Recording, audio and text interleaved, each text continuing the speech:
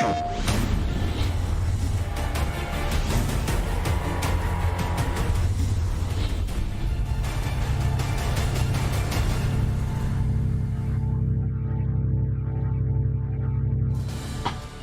welcome one and all to the PS4 Tournaments Open Series for the EU side. Today we got quite a bit of a treat for you, but you know, we got to introduce ourselves. I am Ebonic Plague. I'm joined by KP. How you doing, KP? Hello, Ebonic Plague. I am moving off of, they call this thing sleep. I think like humans, we all need it, but not today. So we're here to focus on the thing that brings us joy regardless of the result, and that is fighting games, Soul Calibur 6 in specific, taking things to the EU side, who is always entertaining. Speaking of the entertainment that the EU provides, check out this recap of what's been going on lately with the PlayStation Online tournaments.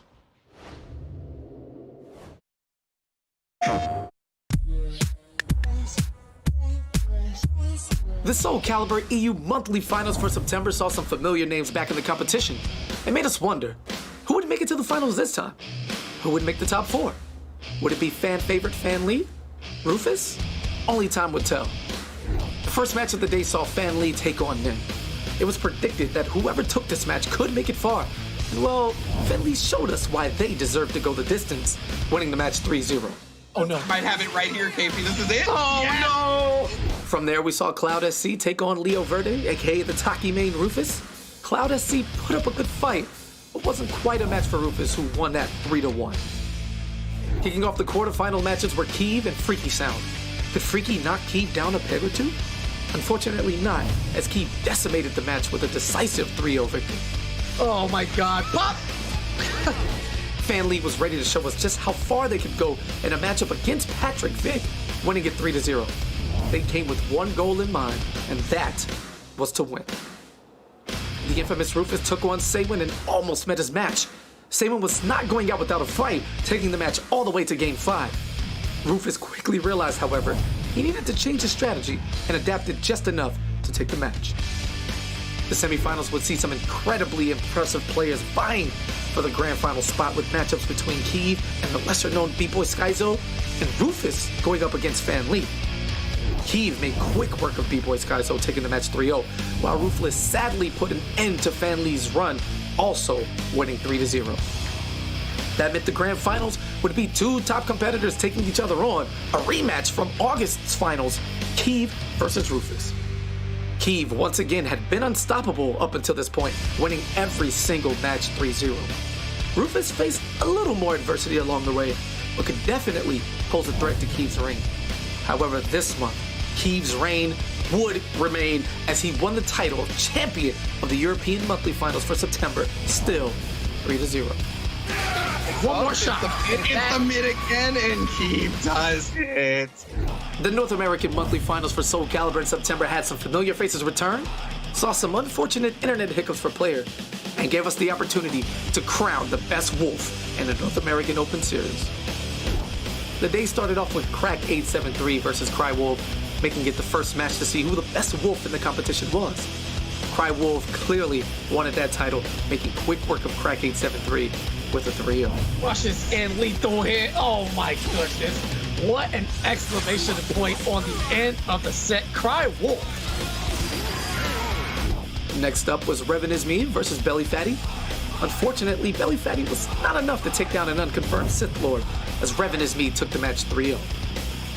In the quarterfinals, we saw our second wolf, the Canadian Mind Wolf, take on Valdo player and defending monthly finals champion to create team. Mind Wolf put their mind to winning and showing how bad their bike can be, forcing a definitive Game 5. But Decree's Voldo was not allowing it. Decree took the match 3-2. Got the back roll. A lot of damage. No, there he is. He got him. Cry Wolves as well was ready to help Wolf keep the title of best wolf in the competition, as they took down JD Inverse with yet another 3-0. Duck And under such a again, great stab. reset into the Muscle Buster, and Cry Wolf just 5 steps ahead. Kicking off the semi-final matches were Decree 18 and Chess 101. Decree was ready for another painstaking Game 5, as he had already been through the turmoil, but Chess 101 was a little more strategic, and was able to take the match. To see who would join Chess 101 in the grand finals, Revenant's Me took on Cry Wolf. Would the Wolf be able to go in for the kill and move forward? Yes, as Cry Wolf took the match 3-0. Oh, and that is gonna spill curtains for it. Do the dance, tune up the band. The symphony is here, and all the swords are in attendance as Revan is Me sees elimination. Grand Final saw Chess 101 and Cry Wolf go head-to-head. Chess had shown great skill throughout the competition, but Cry Wolf took every single one of their matches 3-0, and so they would be in the Grand Finals as Cry Wolf proved they were the best wolf and the best player as the North American champion for the September monthly final.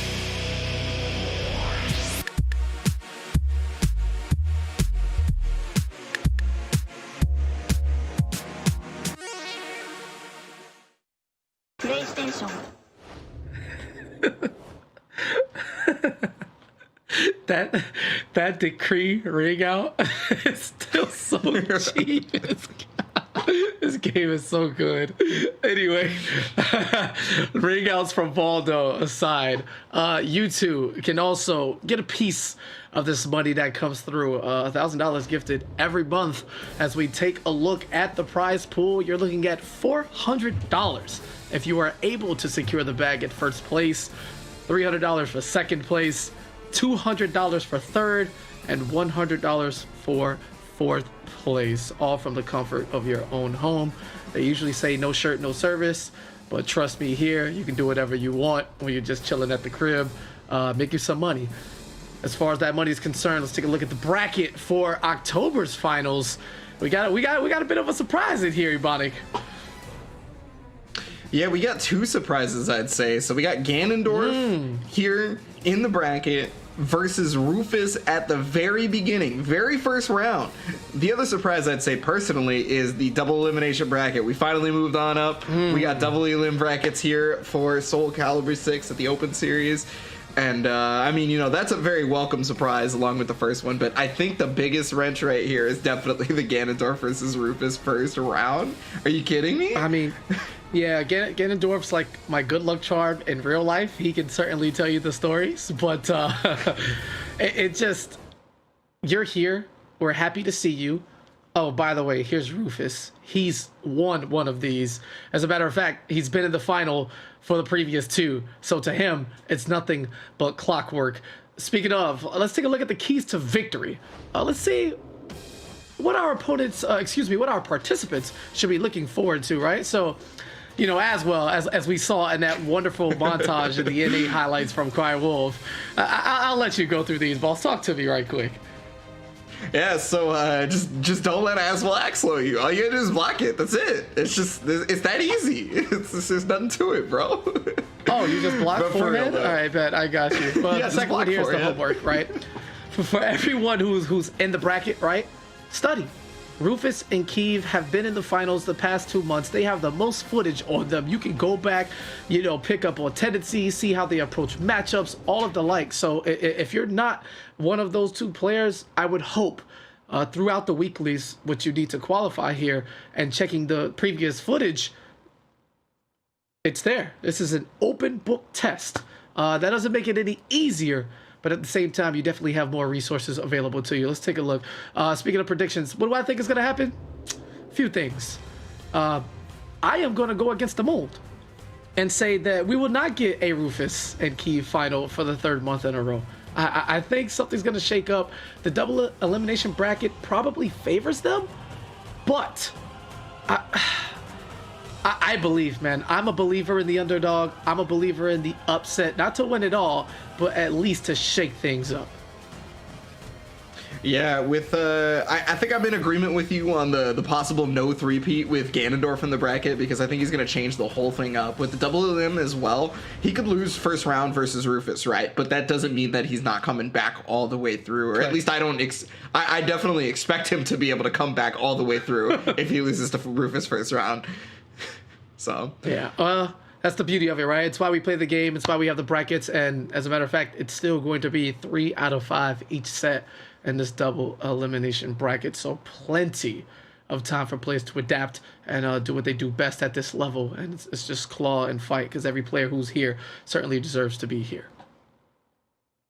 Right? Yeah, now the Also, EU Finals has specifically had quite a bit of skill that has been very top-loaded, right? So that's why the top 8s for the EU Finals have always been so strong. They've been very consistent, right? Consistent was the word I was definitely looking for.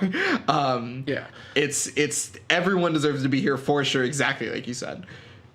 Yeah, absolutely. And you can't have top players without players, period, in the bracket. And you too could be one of those on the rise. All you have to do is sign up for free at compete.playstation.com. You know, you can do it from your console, you can do it on PC, mobile, whatever have you. You know, just get an account, sign up, boom, boom, and we could be talking about you on this broadcast as you work your way to pocket some of that change for no charge necessary. I cannot stress that enough. You enjoy the game, you're a fan, you want to take your shot at a Rufus or a Keeve, you want to be the unsung hero that we look at the bracket and say, well, damn, who is this? The opportunity is there waiting for you to take it. Yeah, it's we mentioned the prize pools earlier. These are weekly events. What you're watching right now are the monthly finals. So you have to go through the weekly qualifiers on compete.playstation.com before you can make it to the monthly finals. So all these people here you see in this bracket that we just talked about, all these people that you're getting ready to watch here in just a moment, have qualified through weekly brackets. So they've been week after week grinding as hard as possible. And I mean, I definitely have faith that you can do the same.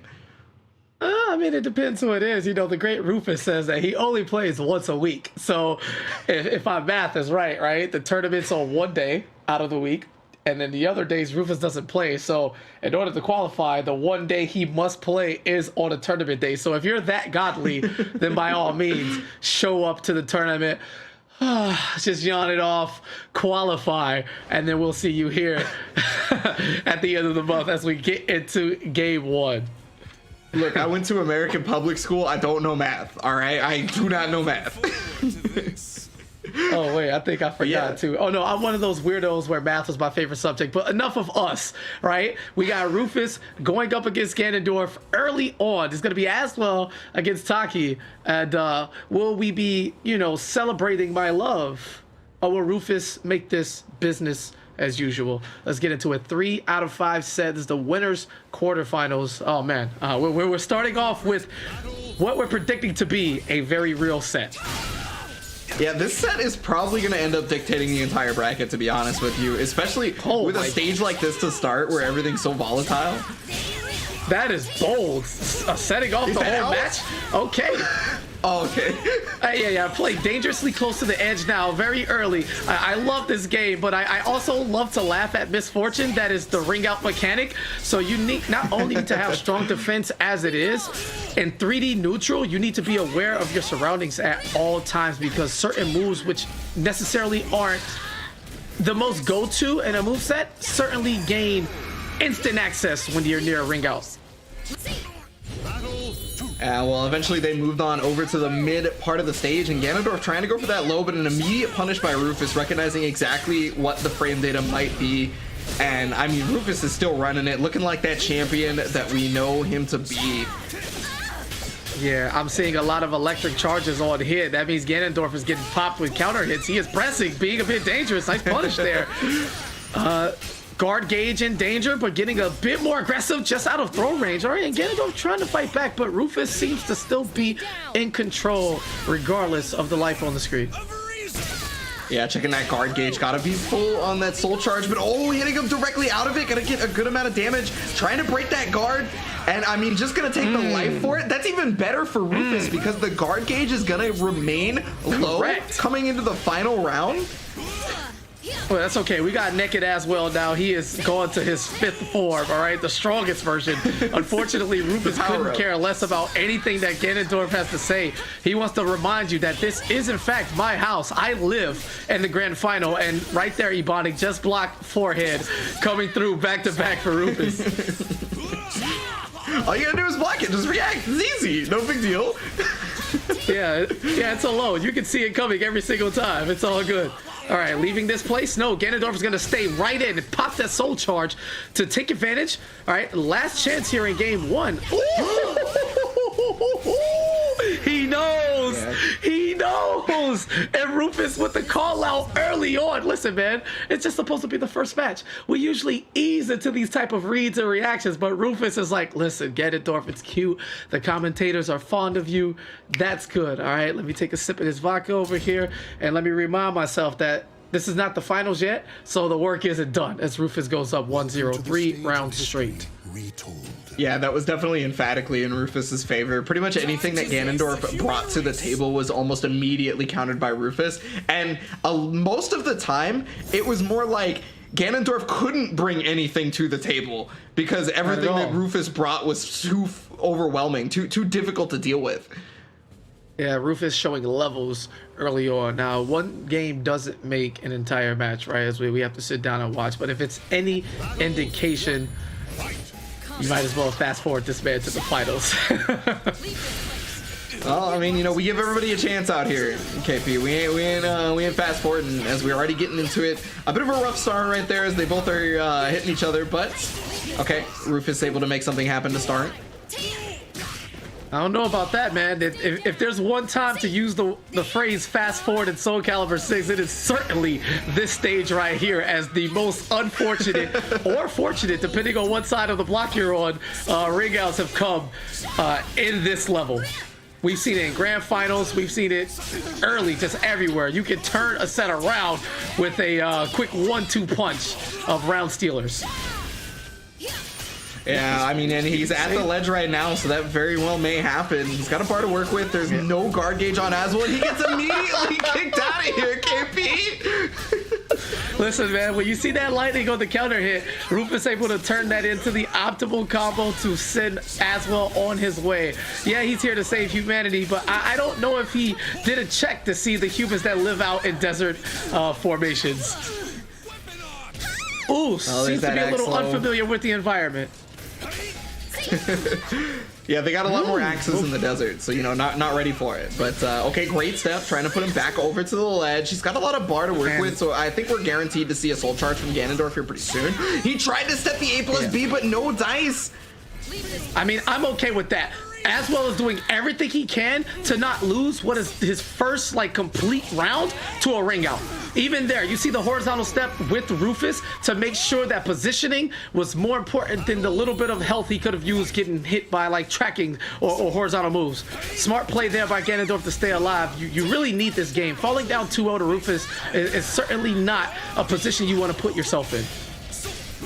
Yeah, well, luckily there's both a double elimination bracket and a 3 out of 5 going on, but fighting Rufus in either sense of the word is already going to be difficult enough as he forces the soul charge. Again, you got to check that guard gauge. It's pretty much forcing all that meter usage. Rufus is going to use his in turn and ducks the throw. Yeah, a bit aggressive there, the run and grab, and now using that air control to try to stay alive. There's a launch. Here's an opportunity. Corner positioning. Oh, just whiffs out, but staying on top. This is a 1 or 2 hit situation here for Ganondorf. Pops the shield, try to hit him with the long range spear. Throw it again. Why not? There's nothing Taki can do from that range just yet, but dives in and to the low. Oh my God, Ganondorf protecting everything but the skies, and Rufus going up 2-0 here early.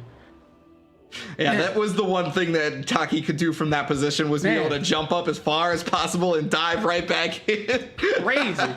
Checked him with the spear, threw the shield, moved left to stay on a, you know, parallel plane to him, and just checked every dimension but the one up top as Taki just dives in. And that might be a new key to victory. I know this isn't a common tactic that you need for like 3D fighters, but anti-airing, yeah. Gonna have to add that layer as Rufus gives you the heat from every angle imaginable. Definitely not super easy for Aswell to anti-air without soul charge, right? Because like usually his anti-air is meeting them more like air to air with the bubble, but it's outside of that he doesn't have a ton of options. And I mean, anti-airing in this game isn't exactly easy. You talked about how it's uncommon. It's also a little bit difficult, to be honest. All right, as we try to play the grounded game with all of this space, the beautiful near levels with this fantastic music, in addition character. In terms of design, for 2B, she wasn't quite the most popular character to begin with. People weren't really fond of her now, but Something that we're fond of here is Rufus's playstyle. All the entertainer while being super effective. A little bit of toxicity, but it's not time for that just yet, as Aswell refuses to watch his legs. Now they're just exposed, and Rufus just working on it. A little bit of slow motion to give you an extra eye into health. Oh, the 2-2 lethal hit. There's an opportunity. Okay, gonna get good damage. Problem is, it still needs to make something happen and roll directly out of the vertical axe. Super good there from Rufus, recognizing what the situation might be, how he could die, and just dealing with it beautifully. Oh no, I understand what was going on here. Ganondorf just want to get to naked Aswell earlier. You see the GI right there, the call out, and then the lethal hit immediately after. He knew this is a different man. All right, he needed to get comfortable. It was bedtime in the comfort of his own home. You know, let me de-stress right quick. The power of reason activated back to the wall, and you have to deal with this.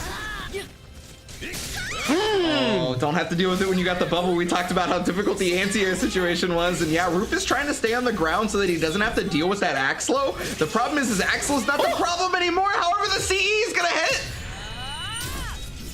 Oh, this is gonna do a lot of damage. It's gonna put it. Oh my goodness! It's not gonna put it in anything. Puts you right into the spectator mode as Rufus steals that round away. Talk about the guts. Oh my goodness. That critical edge doing more damage with lesser health, and Taki was on the pixel of pixels. You couldn't even see her health bar. Very unfortunate situation. Big time choke there from Ganondorf. That's gonna make the CE do more damage, and that was just enough to kill. That's forcing Ganondorf at literal issue right now. He has no rounds to work with. He's used his last bar. He's working on another one, at least trying. I mean, at least he's got Rufus back to the wall right now. And just like that, Rufus turns it around, stays in front. There's oh my god, a lot of damage and enough on the side throw. You know what? Just pencil it in. Pencil it in. All right, we're gonna go ahead and just be spectators, man. This is the PlayStation monthly finals, and I know we're only one set in, but one thing that hasn't changed, this is the Rufus show. All right, co-starring Keeve, or they both are the stars of this. And depends. If you needed to be convinced, any further, just look here at this set as Rufus just kind of dominated.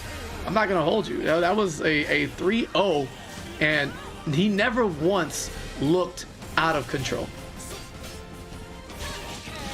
Yeah, Rufus just put a fan directly in front of Ganondorf, and because of Ganondorf's small stature, just kind of flew away, right? It was just an easy breeze in the wind. You know, it's always talking about how nice and calm Rufus is, and I think that's kind of indicative of it. As you just kind of watch, he stayed on the ground, recognized exactly what he needed to do versus Aswell Oki. Reaction on the stance transition and everything with that CE you see in the replay. The game plan was so ridiculously sound. I just don't think that Ganondorf was ready for it in any way, shape, or form. Yeah, not enough. I mean, Rufus says, you know, what makes you want to play? We asked Rufus what makes him want to play competitively, and he just says, I need money. That's it. And you get more money the further you get into the tournament. So he's only one more set away from qualifying for top 4, which way he'll walk away with a minimum of $100. But, you know, this man is basically, he lives in the finals. Like, it's his home. It's his domain. It's still early, and we have more to go. But just fantastic performance early on. And if that is any indication, he's looking stronger than we've seen him in previous months. And it's always crazy when the players at the top seem to just raise the level of competition themselves, not getting tired, not getting stagnant, staying humble, and continuously working to gatekeep literally everybody, not aim Keeve. You love to see it. Yeah, well, I mean, we got to keep moving on through the bracket. So it looks like we're going to have D Now Nin versus somebody who I have yet to see, I don't think, on the stream for PS4 Open Series. I do believe they've entered, you know, weeklies before, but I don't know if they made it to stream. It's going to be Hanya. So we get to see a little bit of newcomer, I guess you could say, coming in. But D Now Nin was in the last month's finals. Unfortunately, ran into Rufus round 1 in a single elimination bracket. So we didn't get to see much of them. But what we did see, we saw inklings of, right? We saw great skill that has potential. And so we may get to see that again, or maybe Hinao's Talon might be just a bit too much. Speed characters give Astaroth a lot of trouble. That's exactly where I was going with that. You're trading one speed character for the next, where Taki is more stances and just floating around. Talon, she just kind of does whatever she wants, and that's not a testament to the character, but like to Talon players, I've never seen a conservative Talon player. They just kind of go. All right, it's always their turn. It feels like, and we're gonna get the break on the read on the defensive reversal edge. Here's the guaranteed follow up after that little scoop grab. And then here's the launch. Big damage for Astaroth. It's not going to get as many hits as any other character, but every single hit counts. And man, it stacks up. Wait. Okay. All right. Big boy, big wall. He was able to survive.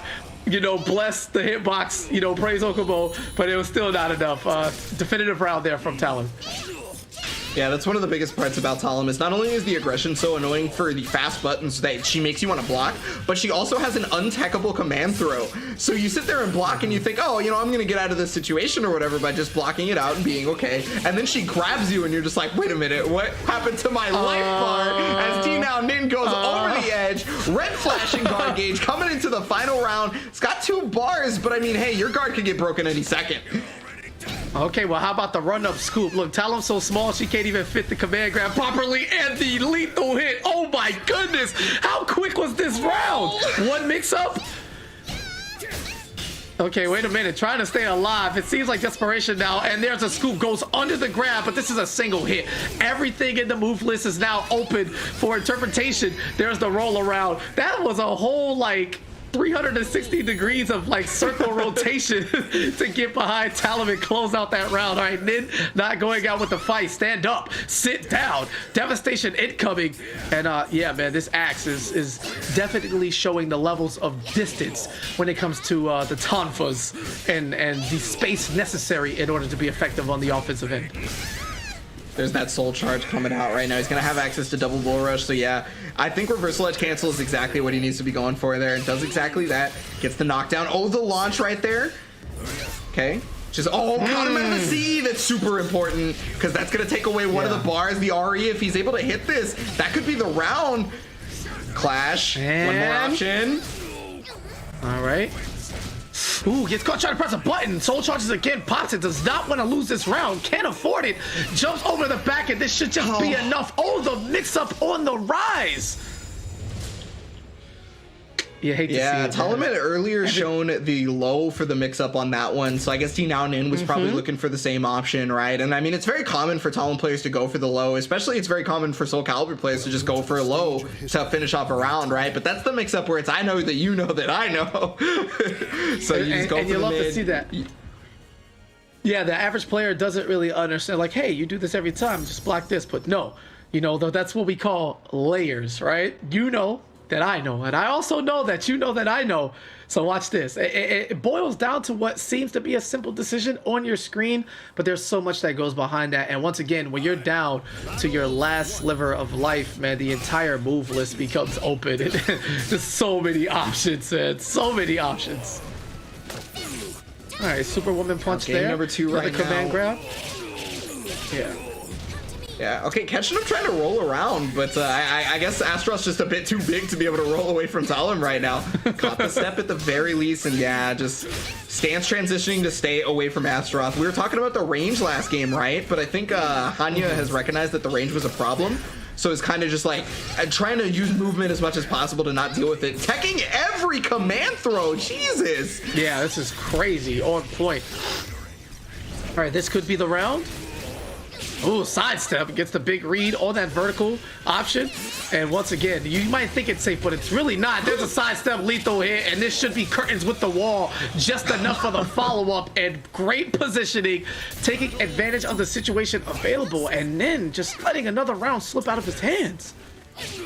Yeah, that was definitely a slip out of his hands with that one because he had pretty much an entire life bar to work with. He's got 2 bars right now, still losing that round. Hanya recognizing, hey, if I use this bar right now, I can go up 2-0 in rounds because look at the damage output that she has available to her. All right, Fifthly Maggot's called out. They're not going to do anything. Duck here trying to play it safe, but so much burst damage and then soul charge. Talib with one of the more effective offenses in the game as is in terms of just pressuring you into a mistake. And it doesn't stop. This has been a steamroll since she got started. Yeah, it's one of those things where at this point you just got to use your meter, man. You know, I can hear Boom in the background right now just yelling, use your meter. Yes. And without it, I just don't know how D-Now-Nin's going to make it happen. Yeah, shout out to the great right there. He should definitely write like a Calibur Bible. I would read it and I would help him sell it. Anyway, pop the soul charge once again. It could be like 2 pages long. It'll be the greatest thing ever. Absorbs that whole thing with the reversal edge cancel to stay on top. And again, just everything, man. There's really no room for Nin to move. And Hanya just on top of things, man. Do you ever feel bad for grapplers where they have to just take everything because of their big hitboxes, so, you know, Oki, and just it's just hard for them to escape things? You ever feel bad for them? Welcome to the Sometimes, and then other times I go, well, they picked that character select screen, so that's on them. Okay, so you're leaving the onus on the player. I got you. This matchup is genuinely difficult, man. I don't know what else to tell you. It's when a character is so fast and your character in response has very slow buttons or at least options, it becomes really difficult to deal with. Despite the fact that Talon fights up close and normally a grappler wants you up close so they can, you know, do their shenanigans on you, it doesn't really matter if she's interrupting you every 2 seconds. Yeah. Oh, let's see if Nin can figure this out here, because that was as quick as a 2-0 as we saw from Rufus earlier. And pay attention, because the EU side of things, they like to run on a pattern. If somebody just starts blowing out all the tournaments, that for some reason they all kind of just get the memo, and you get a lot of 2-0s and 3-0s really quickly. Hanya looking to continue on the path that Rufus laid out on the way to the semifinal and just pressing buttons galore. Oh, you thought I was whiffing? No, check out my back turn moves. Unblockable. Everything is just working. I like to welcome you to the Talon player guide. You know, take this footage and this is how you play the character. Just like that. Simple and plain. Yeah, you were talking about the number of buttons the Talon players like to press. It's been heavily favored in Hanya's due to that fact. D-Now-Nin's pretty much forced to reversal edge so often, and the reversal edge is still causing the detriments and allowing him to be pushed to the ledge. Soul charge to keep the plus frames going, and yeah, soul charge right back, because not only is he not trying to deal with that ledge situation, he wants that damage. Like, look at that! Oh my goodness! Scoop! Oh my god! Oh, Scoop! Hello? Okay, never mind. I'm convinced. Oh, never mind. Just like that. Oh, you know what? I should be here, bro. I shouldn't be here. This is so bad. Yo, this is why we're on the spectator desk, so we don't have to deal with this. Yeah. How do you bounce back mentally from a game like that? How? You got no choice. Sense. You just have to. You have to take that deep breath. You got to eat that cereal since you're in your house, right? And you just got to spin to win right now as he's gonna get the connection. Oh, tried to catch the no tech, but no dice. Hanya immediately standing up, going for the mix up. All right, that's what. Yeah, I think I like the commentator life. I think I'll just stay here. Scoop for the big follow up, and finally Nin is trying to stop the bleeding here, because it's just been insane the amount of rounds that have simply slipped out of their grasp. Yeah, it's definitely. I don't know if we're looking to slip this one out though, because D-Now-Nin is on winner's bracket life. It's got to be able to make something happen right now, but Hanya does not care about your feelings. Coming in with the mix-up right now. Okay, tries to roll out of it. There's the armor. Oh my God! This should do enough to the wall. Staying on top. Yep. Is everything RE safe with Talon? I feel like it is. And every single throw getting tacked, and right on cue, the commentator's curse. Stand up, and there's the call out on the reversal edge for the lethal hit, and then finally making the right decision at the end of a round. Winner's life still intact. That break attack call out was super smart. Hanya had been going into so many reversal edge cancels. Now, however, got to deal with 2 bars. Caught the backdash. Not a lot of guard gauge, so it's got to watch out for any resulting mix-up, and that's why the CE came out. If it's not going to hit you, it'll at least guard break, but it did hit, so Hanya's going to take that to the bank and then maybe get a guard break and checkmate after this? Yeah, that's exactly what they're looking for. Soul Charge could have defeated that.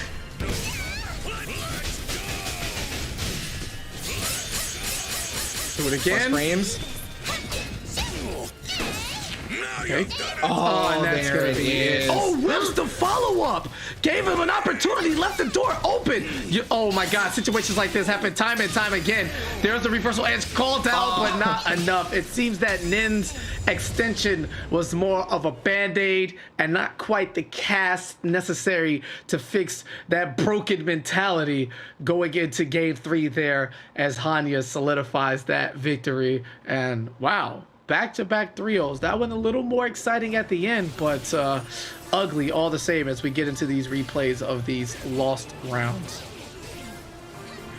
Yeah, Hanya's game plan was looking perfect. Either they had fought Astroth before and knew exactly what to be doing, or they had just kind of sat down and said, I'm just going to do the Talum thing, and Astroth's too slow to deal with it, right? And just kind of went away with that whole thing. Didn't matter the stage, didn't matter the adversities that they were facing. Like, just look at the health bar on that round, still made the comeback.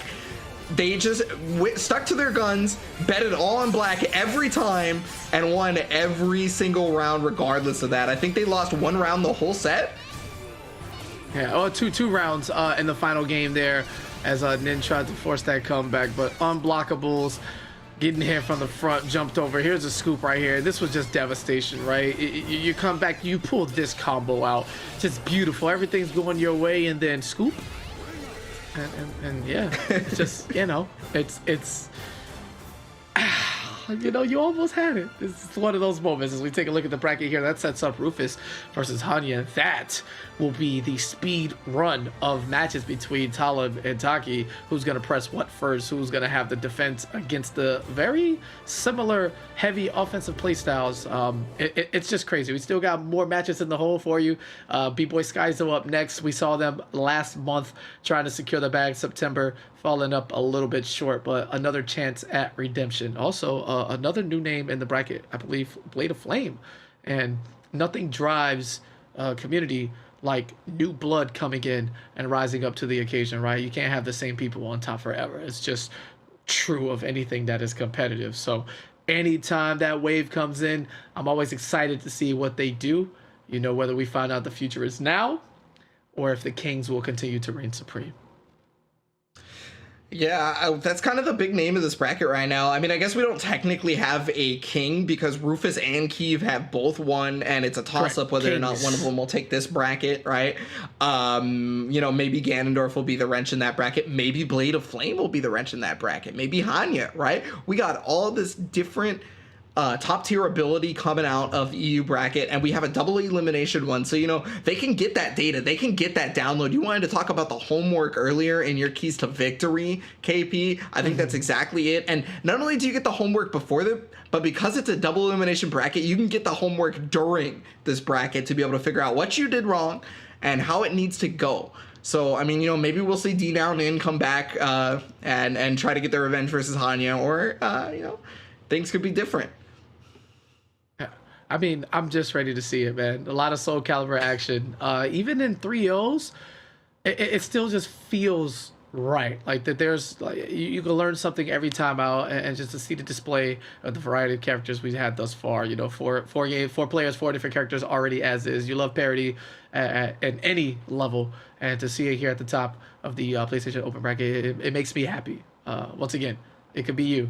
Sign up for free, baby. Don't forget. Compete.playstation.com. Don't forget it. And you know, we always talk about it left and right. It's do it in your pajamas, do it from the comfort of your own home with whatever cereal, your Pop-Tarts. I don't know what you be eating when you're when you're doing it big, but yeah. I don't know. I don't want to trust like the food opinion to the masses, because you know I spend a lot of time on Twitter, and I've seen some rancid things that people would want to call normal. and I'd rather not know what they're eating at home. Just do your thing, man. Just show up and give us the gameplay, and save the rest for the W when you win and take home that money that you paid nothing to earn. All right, this is game 3. Everything real smooth. I'd like to shout out the production team and all the players. Everybody just boom, boom, boom. Everybody for your time coming through, watching the broadcast. You love to see it. We got Sophie, our 5th character, and 5 players. And then, oh my God, it's Tira. Tira. 6 players, 6 different characters. Let's get it. Game 3 of the quarterfinals for the October monthly. Oh, okay. Well, just off rip. Just gonna go right with it. Just stab right in between the hula ring. That's the mark of a Sophie player, just knowing exactly when you're able to go for a twin angel step stab at the very beginning of a game. They definitely understand this character. I mean, we saw B-Boy Skyzo in the last month. We've seen him in previous events as well outside of this. I mean, we just know that they're incredibly strong. Caught the step right there, allowing for the lethal hit. Only got 2 mode changes, but unfortunately, despite that lethal hit, could not finish any sort of combo. First round, B-Boy Skyzo. Yeah, there was a lot of respect going on in that round. There were multiple times where Skyzo just ran up, Blade of Flame just ran up, and they both blocked. So nothing too crazy. Catches him on the walk-in, though. You can't come through the front door, says Skyzo as he sends Blade of Flame to the skies. Just slowing him down. Watch your legs. All right, you got to wipe your feet off before you step in here through whatever door you come through. Again, another sweep. And Sophie, no shoes necessary, just getting the job done, attacking the legs. Yeah, going for that premium content mix-up right now. Soul Charge coming out of Blade of Flame, though. Oh my God, the clash. That's actually going to stop the offense, force the Gloomy, and take the round all at the same time. Yeah, well, at the very least for Blade of Flame, they have the 5 switches right now. And so they can, at the very least, get closer and closer to that Gloomy Coda. Tira, an incredibly scary character in Gloomy, but anytime you understand your block punishment as a Sophitia main, you get big damage just like that. Yep. Soul attack on top, and who cares about your stances if you never get the opportunity to use them? Sophie just trying to end this match before she can. Gets the soul charge. Uh-oh, here's an opportunity. There's an opening. Pops that man going on top. I'm not sure what happened there. I don't know if they just missed, but here's the whip on his throat. I was hoping that was healthy command damage. Very unfortunate situation there. I don't know what the mix-up was on the follow. Talk to me, yeah, because I'm unaware of what the attempt was. I just know it was too slow, whatever it was. Well, I'm saying that throw, if that was the command grab, I feel like that could have been a different game entirely, because that would have been a good amount of damage. They probably would have stole that health back, since, you know, Tira has a command grab that, you know, steals life. Yes. And it could have been a completely different thing. I wonder if maybe it was an input error. They legitimately meant for just a regular throw on that. I'm not 100% sure.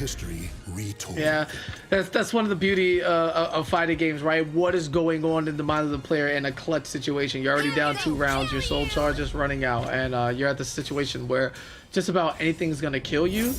Do you just try to get the solid safe stuff, right? Because you know your opponent's not gonna take a big risk. They don't want to get opened up and lose such a healthy life lead. So I was like, all right, well, let me just get this throw, because it'll likely be free, right? They're protecting their head at all costs. They're not gonna step wild or try anything, and it could very much be that. That's one of the things we'd have to ask them specifically, though. But either way, it doesn't matter. That's 1 win on the board for Sophie, and B-Boy Skyzo looking to pick up exactly where they left off. It looks like it's going to be a real hard-fought battle for Blade of Flame right now, because regardless of what they were getting, you know, in terms of lethal hits or any sort of throws or anything like that, B-Boy Skyzo just never left any block punishment on the table, made sure whip punishes were on point. And I mean, it's a little bit more of a compact, small caliber game right now. Great whip punishes there for Blade of Flame, but right back at you, says B-Boy Skyzo. He's going to get full damage off the no-tech there. Nice check. Oh my God, and the upheal to the face leaves her stunned on the counter. It drops down to her knees and takes the tip of the sword in order to close it out. Trying to call out anything early on, and yeah, again, not too much available in terms of whip punish. Blade of Flame is going to need to beat Skyzo to the point. It's going to need like a bit more in the counter hit direction because Skyzo's just way too solid right now. Not taking any big stop risks. the step right there, so Just keeping it real safe. it's important to play compact. I think that was really helping out in the first round, despite the drop and despite the loss of round. I think the small caliber type play, you know, where they're just in your face but not really pressing very many buttons, is going to help out Blade of Flame a lot. Unfortunately, backed against the wall with no guard gauge, so probably going to start pressing a lot more buttons than you saw a moment ago. Very nice lucky. Going to be able to get the kill and broke the wall. Yeah, before that, Skyzo missed a situation that seemed like an easy punish, but just out of range for that, giving Blade of Flame the opportunity at a second chance at life, where it was able to get that very, very smart step, and with the help of the wall, able to extend that combo, not only enough to break it, but to secure the kill as well. Oh wow, weird hitbox properties in that situation. You thought you were free, but finally gets a counter hit opportunity that was open. Another one. Oh, and no punish, back to back. Yeah, was trying to go for the specific lethal hit punish that Tira can do on that move, but unfortunately it was B-Boy Skyzo didn't do all 3 hits of the attack, so that means that lethal hit would not exist because it's not even, he's not going to go high enough just to get hit by it. Correct. I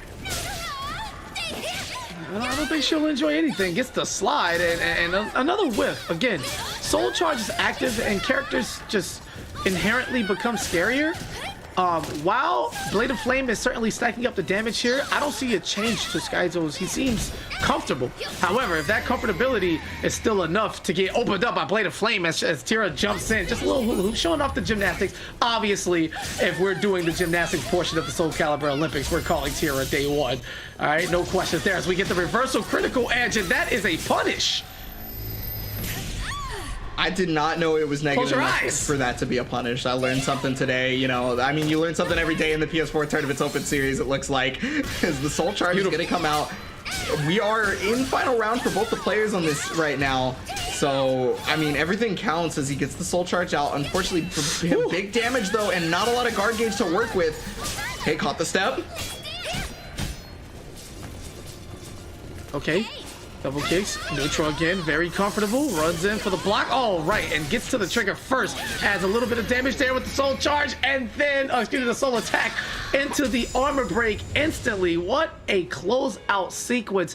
It was never about securing the hit. If you can get it, great, but all B-Boy Skyzo needed was the opportunity to force a block situation with the perfect move that was going to guard break, and everything just worked according to plan there. A bit of a gotcha moment when they just knew that it was curtains. Chess moves, baby.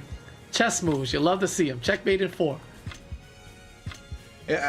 Regardless of the checkmate, I felt like that match was a lot better for Blade of Flame for the small caliber aspect. He was playing nice and compact, very close to B-Boy Skyzo, right? And despite being close, wasn't always pressing buttons up until they got maybe a little antsy because B-Boy Skyzo had put them, at the life deficit or whatever. But I think if they can continue the mindset of just being patient, but directly in B-Boy Skyzo's face, it's going to help out quite a bit because Tira does have those options for the mix-up, right? She does have those really strong punishes, especially in Gloomy. She's going to be able to make something work out.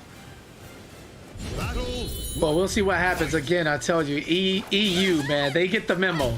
When somebody says, all right, guys, what we're doing today is just 3-0s across the board. Ladies and gentlemen, make sure you get the memo. Skyzo trying to follow suit as the previous matches before as well. Full unblockable. Just out of range, but still had to block the impact from the spike to the ground. Yeah, we saw a lot of that from B-Boy Skyzo in the last month, right? It was just a ton of unblockables, but immediately the first time we see it this month, people were ready for it. I don't know if they watched the tapes, they did their homework, but hey, not this time, B-Boy Skyzo. You're gonna have to play a little bit more respect for Blade of Flame here. All right, trying to bait towards the corner, looking for a ring out opportunity. That would certainly tie things up, but B-Boy Skyzo saying solid and strong. I think this is the most solid performance we've seen so far of the first 3 matches. Everything else has just been heavy offense. You know what I'm saying? I'm gonna do what I want, and you can't block it successfully enough. Whereas Skyzo is just super well-rounded, man. Definitely impressed. Yeah, I think if this goes 3-0 to B-Boy Skyzo, it won't tell the whole story unless you watch the match, because it's a lot closer than it definitely looks. Oh, tried to jump out of it though, stuck at the ledge right now. It's gonna have to deal with the mix-up. Gets caught. A lot of damage simply just trying to get away from that ledge. Not a lot of guard bar either. Oh. Yeah, I mean, everything is just working for Skyzo here. Soul Charge is a last-ditch attempt, but the call will not be heard as B-Boy Skyzo goes up 2-0. Definitive round 3.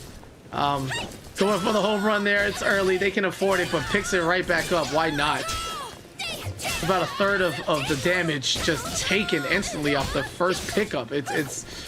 You're already down 2 sets, two games and 2 rounds in the set, excuse me, and just to have it, just everything work on offense. You head back to the sideline, look at the tape, you say, damn, what's going wrong? I don't really, understand, and it just doesn't matter. That auto GI was definitely at least a start, so gonna be able to go for Soul Charge still with not a lot of life though. Oh, tried to get the duck, and that was a mid. Gonna die for their choices as B-Boy Skyzo is gonna be moving on here through the winner's bracket. Yeah, that's just, I mean, just call it like I saw it, man. That was all Skyzo. Again, I would agree that it definitely wasn't a body, but it's a 3-0 clear victory. And man, I guess they're just fond of the time here, man, because this is just back to back 3-0s across the board. Early on though, here in the replays, you could just see it, right? I get opened up by a lethal hit, doesn't panic on wake up, doesn't eat a bunch of individual counter hits or single hit mix-ups back to back. It was like, all right, I got hit, cool, no big deal. They earned that. Let me get back on my defense. It's just been so overtly successful that if you were wondering how to block or how to approach tier, I definitely pay attention to Skyzo and the way they approach with this very, very solid Sophie gameplay. And that's my style, man. I love a great defender. Skyzo definitely showed us that today. One of the biggest parts in that defense was being able to block punish too, so super good from Skyzo. Moving on, as you see here in the bracket, up next is going to be Cloud SC versus Keeve. Cloud SC, I believe, was another player who unfortunately ran into one of the harder matchups for them first round last month and was unable to, make it further because it was a single elimination bracket. Running into an incredibly hard matchup this month as well, but double elim bracket. So if they do go down to the losers bracket, they at least have another chance. However, I think month after month, everyone is looking at either Rufus or Keeve to be able to take down, right? So you got to be able to do all that studying. And I assume Cloud SC is going for it because they are no stranger to the offline 100%. Tournament scene, no stranger to the online tournament scene, right? They've been around for long enough that they know what they have to do to make some adjustments. Keeve, however, big mountain to climb. I mean, you're talking about the champion here. It's simple as that. The defending, reigning French God champion Keeve Rain is gonna look forward to simply do what they do best, and that's show up. When it comes to the losers bracket, either way in a double elimination tournament, even if you're the fall early, there's just this extra momentum you can have when you start making that run, right? And all of a sudden you're streaking because you can't afford to lose anymore, or you're eliminated. That switch just kind of turns on, and everybody unlocks who they really are. Are you gonna run it back and turn up, or are you just gonna let the anguish of losing potentially a close set and winners follow you down there and throw off your focus? So as we get these players ready, you can hear the clock ticking in the background. You know what time it is for Keeve. No secrets. We're definitely gonna get Nightmare out of him. And Cloud SC coming through with the Keelik.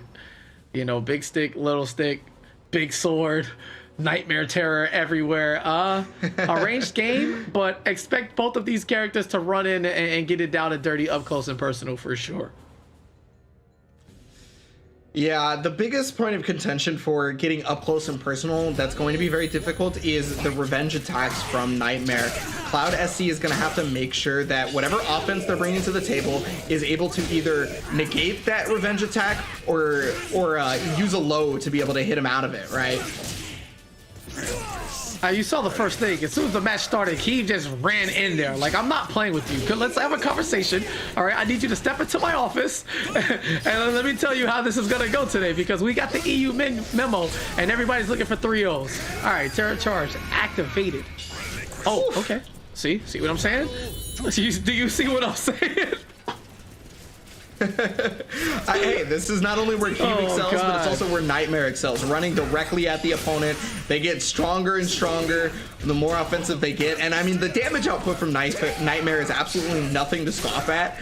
No matter what he hits you with is going to be a ton of damage and maybe even death. No, he's able to survive, but then he jumps back into the AGA and dies for it. That was crazy. I don't know if Keith watches basketball, but he definitely looked like LeBron right there, chasing down a dunk on a breakaway to secure a playoff victory with that one. I don't know what Cloud was going with that idea, coming for the two-handed tomahawk, just ready to throw down, and Keith with the just frame AGA, sending that man to a aerial death. However, Cloud SC with the response right now, not going out without a fight. Some stand switching, trying to get a launch of his own, but there's the flapjack going over the back of the head. Soul Charge activated. I have one too, and let's play that game. Ooh. Oh my God! Right back at you. Jump, but no, he's no ring out on that one thanks to the air control. However, he's losing a lot of life. Oh man, the headbutt to finish it off. How did he survive that? All right, Keith. All right, bro. I'm convinced. I told you the first month, I believe you, okay? We believe you. You don't have to do it like that. Just so much control, which seemed like a guaranteed ring out. Keith able to not only stay alive, but to get up and get right back at it, dust it off with lower health at that point, and facing a ring out with a soul charged Keelik, like that's so scary. I just... The poise, man. Please teach us the ways. Please teach us the ways. Make a tutorial, man. Show us how it is that you stay poised in those high octane situations. I need to know, and the people need to know as well. It's been a number of years for Keith. So being able to stay poised in high octane situations eventually just became a natural thing for him, you know. Playing Soul Calibur for as long as he has, especially playing the character that he's been playing for as long as he has, right? Recognizing pretty much every situation Soul Calibur can throw at him. And even then, it's not even just the time experience, it's also the level of experience, because he's been not only a champion here in the PS4 Open series, but also a champion in numerous offline events as well. Yeah. But second game right here, coming into, I guess you could call this home field advantage for a Nightmare player if you think about it. But yeah, well, I don't know if he felt too homely stage right there, because Keelik left that wiggle stick out there for a while, and Keith kind of ran right into it. But wait a minute, Terror Charge, we're gonna do that in place of trying to break the wall. Don't need it just yet, but Keelik's gonna take a shot. No, air control once again from Keith. Just doesn't want to deal with it. There's one. Oh my goodness, the damage! Did you see the damage? I saw it. I think everybody saw it. It's a red bar that disappears. Oh no! To the wall again. That's the second hit. Oh my God! His health came Yo, what is this? This is a practice mode combo. All right, big stick, little stick on the guard. Impact. I don't want to play any. Oh, what? I feel like I'm Cloud right now. I am devastated from the commentary booth watching this. Hello? There's levels played. Well, Cloud has 2 bars to work with. He might be able to make something happen with that, but the problem with that is Keelik Soul Charge specifically takes his own health, so it's always risky to toss out there. Even if he can heal from it, the mid's gonna hit. Not a lot of life left. Forced to the Soul Charge now. He's the 6B. The drill is gonna be able to stop him with the clash and finish it off right there. Second game to Keith. Yeah, this ain't enough. I think I want to consult the Boom Bible. I need my copy. Page 2 says use your meter. I might need to put on my glasses for this, but actually I'll hit him up later and see what other wisdom he can drop down on us, because that round was a wash. I just gotta call it like I see it. I'm telling you, man, there's a memo. The EU, winner said, all right, 3-0, let's get this money, man, quick, fast, and in a hurry. Cloud SC is on his last leg on the winner's side of the bracket, not facing elimination, not yet. But I've seen stranger things. However, A reverse 3-0 against Kiev? Yeah, that's probably the most unlikely thing that could happen here in the PlayStation Monthly Finals. However, that's why we have stats, right? Statistics are there just that there's always going to be that moment. There's always the 1 in 800 chance that it happens, and hopefully history is before us. But I'd bet my money on business as usual. Yeah, history tends to repeat itself quite often, KP, unfortunately. And I mean, with the matches that we've seen so far, I feel like things are looking to be that favorite, especially on the stage that we're currently on. It's so small and compact that Kiev gets to move directly up into his opponent's face. And also with the ring out pressure, it's going to be terrifying no matter what happens. Coming into game number 3, already with the terror charge for Kiev. That's got to be the start every Nightmare wants. Terrifying, huh? Let's get into it, all right? Oh boy, Thanks. I'm afraid to get launched at like the middle of the stage. I don't think it matters, man. Just afraid of any aerial move. Like right now, I'd be shook. Any aerial movement just makes me clench. Uh-oh, we're making our way towards the edge. Cloud SC very much in this, and no, Kiev is not having it. You will stay on the ground, or you will eat this sword time and time again. They got the punish on that, but unfortunately it's just not too much for Nightmare. He doesn't get a whole lot at that range. Nice step on that. It's going to be able to get the knockdown here. Looking a little bit better for Cloud right now. Text the throw as well. Oh, okay, that was... Oh my god, from behind the back, yo, the style shot? AGA trying to put pressure at the ledge right here.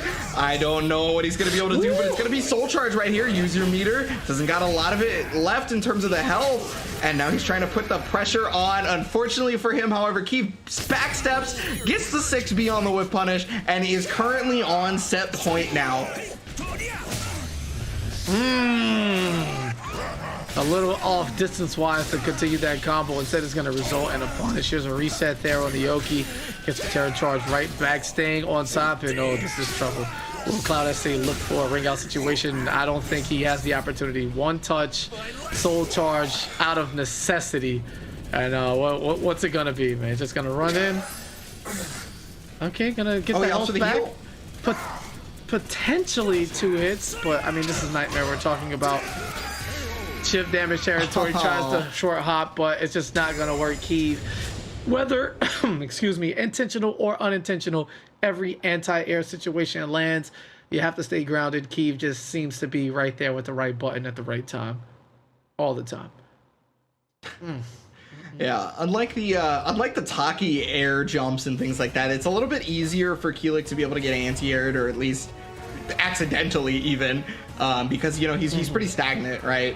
He's not really, and he's also not going nearly as high as she is, unless he's on the pole, in which case he's still got a pretty big hitbox. But there you see it is right there, the swing bata swing, knock him out of the ring, finish it off right here. He ducks the throw, tries to go for the ring out, and still able to make something happen despite not getting ring out twice right there.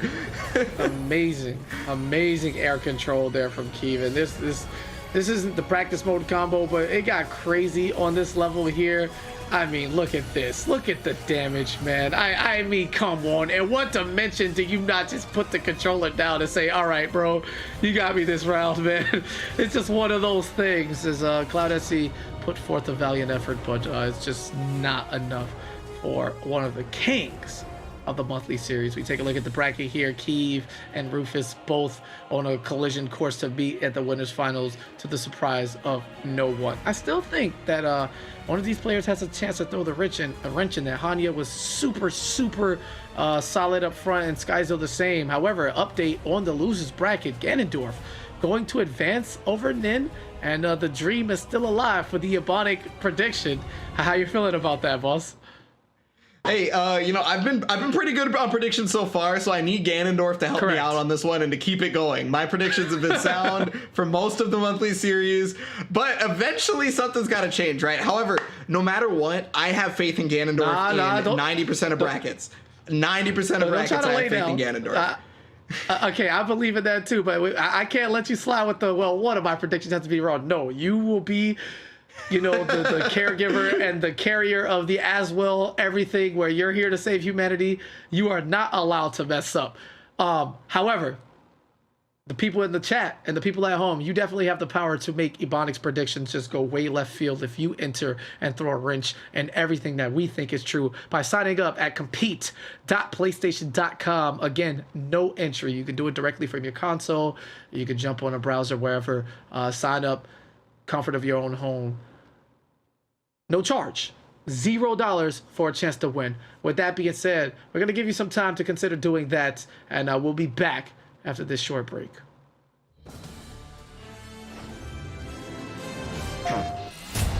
So many world-famous players, they started online. We are good to go for our first match of the stream. We're here for FIFA 20 action. Who's going to be the overall grand final victor?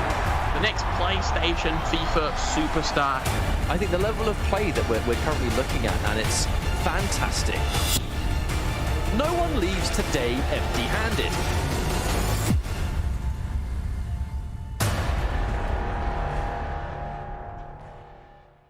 PlayStation.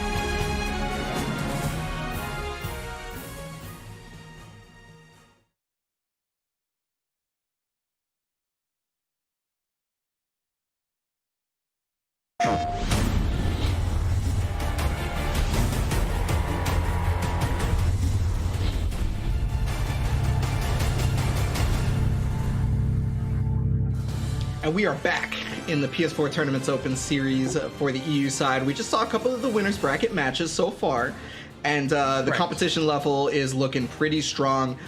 One of my predictions is unfortunately been getting hit, already in the losers bracket, but our usuals are currently doing it big in the winners. You guys can see Rufus versus Hanya, B-Boy Skyzo versus Keeve up there in the upper bracket. Yeah, I think those are both fantastic matchups. Rufus and Hanya are going to be the go. My offense, your offense. What's up? This is your 130 to 128 NBA game. You know what I'm saying? Where Skyzo is coming, playing super solid all around and in defense, playing against an ultra smart Keeve. It's those are the perfect matchups. The bracket just fell into place today on the winner side of things, and we love to see it. We're definitely going to bring you both of those matches as we saw in the losers. Gotta go ahead and work that so you guys have very minimal wait times in between sets. As you see, we've just been going. Ganondorf still alive. I want to know what's gonna happen with Blade of Flame there and their opponent, because we didn't get to see them spread their wings too much as their opponents kind of just like cooked. And it'll be nice to see how people adjust to fly their way through that losers bracket, because somebody has to make it towards the end where they're gonna run into one of the gods here in the top four. So we'll see what happens. It's a beautiful thing, and it's why we play the game. Yeah, well, we're going to see what the chat thinks in terms of who is going to make it. Is it going to be the gods, or is it going to be, a wrench in the bracket? But it looks like they're into Rufus, 67%, betting it all on one of their champions, right? Pretty easy pick, I feel like. Yeah. It makes sense. Completely understandable at this point. I mean, betting against Rufus clearly doesn't work in your favor. If you've done so every single set, you'd be way up, as he's only taken the finals loss to Keeve last month's finals. So, I mean, can't really argue with that. So I understand. I understand 100%. Yeah, well, they're going to be going up against Hanya, which is the Talum we saw just a little bit ago, who I don't believe we've seen them in the Open Series stream until today. Correct. I could be wrong about that, but I do believe we have seen Hanya at a European offline event before. The question being is, how do they handle Rufus? Both characters have incredibly fast options, being what we like to refer to as speed characters, right? So it's really a matter of the movement, I think, is going to be a big play into this, and how one player maybe shuts down the other. Taki is usually the character that kind of shuts down the other player's movement. Talum is, because, her buttons are relentless. She is going in at all times. But we'll see. All right. Well, I mean, we're going to find out. Because early on, Rufus just doesn't care. And before I can get my second sentence in, that is one round on the board. Rufus with the adjustment to step to the side and get the proper combo for the ring out. And they both have the reversal edge cancels here. These characters just kind of all over the place. Yeah, I'd say Talum's reversal edge cancel is a little bit more prevalent. Taki's maybe not as strong, but oh my god, what a duck. Recognizing the string, able to get the throw right there. And this is just the first game too, so showing that recognition is really important, because that's going to be data for how Rufus may play in the rest of the set. Okay, reversal edge coming out. There's that cancel. Okay, I was concerned whether or not it was going to be enough, but it seems that Rufus is the king of this move slash throw slash sequence is going to be just enough to secure the kill. Very, very aware of the amount of damage available and the life of the opponents. Just pixel watching, man. You love to see the optimization. Yeah, Taki players are always just so optimized at all times. And oh my god, Rufus did that on block several times just to be able to get the lethal hit condition on deck, and now has it. So you may see that in just a little bit, depending on if Hanya is able to just stop the offense, but no, continues it regardless. Rufus unable to do anything about it, forcing a round into Hanya's favor now. Soul attack. Yeah, no chance at all there. We talk about explosiveness when it comes to that soul charge and Talum, man. As a spectator, man, she's just if she's not the one, she's in that elite tier of wow. She popped Soul Charge and I died instantly. It's crazy. Yeah, she becomes really difficult to deal with, not just because of the damage, but also because of the options that allow her to pressure you, right? She gets the plus frame, she gets this lethal hit, and look at that damage that you were just mentioning, KP. Yep, guaranteed unblockable there. Great throw tech, very clutch to stay alive in this round. It got to the button first. Talk about speed. Rufus was certainly ready for it, as you saw from the act, but not enough frames on startup to get the trade in their favor or even secure that round. All right, Hanya, talk to me now. 2 rounds apiece. We haven't seen anybody check Rufus this early on in the set. Yeah, I mean, it's incredibly close at this point. However, you gotta watch that guard gauge. That's one of the reasons why Hanya is rolling so much, right? To be able to get away from the vertical and not take as much guard damage. Gonna press buttons to be able to get out of the situation, go for grab. Okay. Yeah, that was such an important counter hit there, able to slow things down and find a few seconds to allow that guard gauge to breathe, but gives it right back by just whiffing from so far away. A lot of real estate, and Rufus is gonna move in, change the entire interior on every floor, and put everything in his name. Dominating performance after what seemed to be a pure giveaway. I don't know what Hanya was doing there, but Rufus was so far away, and he just threw everything out. I don't know. I don't know what happened there. Very, I want to say unfortunate, but like Hanya kind of blocked that one himself. Yeah, it's one of those things where when your guard gauge is that low, it pretty much allows him to gentrify the area because your guard gauge is so low that you're trying to step away from the vertical so you don't get guard broken, and then you get hit by 7 horizontals, and then you stop stepping because like you're okay, they're trying to catch my step every time, and then you get guard broken after that. Lethal hit, immediate kill. It's hurts to see it. Hurts to see it. All right, well, let's see what's going on. All right, Hanya says that his game plan is to use full aggression to beat my opponents mentally, but you're talking to Rufus here. This is the guy who not only uses that same exact strategy, but he can't be shook mentally because he just does not care. You can't get in the head of somebody who shows you through the gameplay that they do not care. Hey, I mean, they talked about that in their survey, right? Just never caring at all times, pretty much. Just easy as an ocean's breeze and all that. And I mean, it shows in the play at all times. Okay, got the hit there, and that's gonna finish off the first round. Such a quick, big, scrappy match between the two, and I guess this is expected of the two characters, but still, every time you see it. Ooh, beautiful sidestep. Come here, shotgun blast to the back.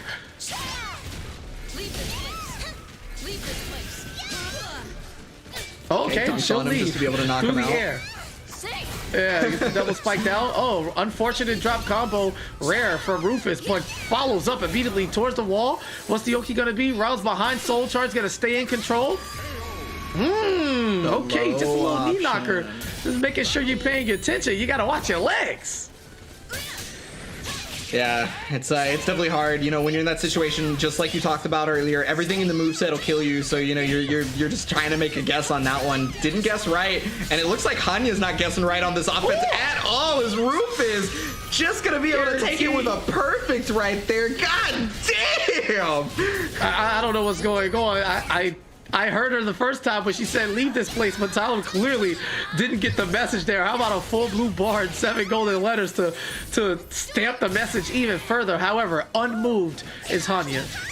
Nice spacing, gets in between, gets the backside punish right there. Ooh, oh my goodness. Okay, what an answer. Right back at you. And another lowest. Once again, the entire move list opens up. All 200 moves in it. Okay, we got ourselves a fight. Hanya has to take this game. Rufus did not use any meter to be able to get out of that mix-up, and unfortunately that means he's gonna burn a bar on this, on that. But okay, another duck into grab right there. Hanya has shown that several times so far. Okay, Soul Charge coming out. Oh, the anti-air? No way!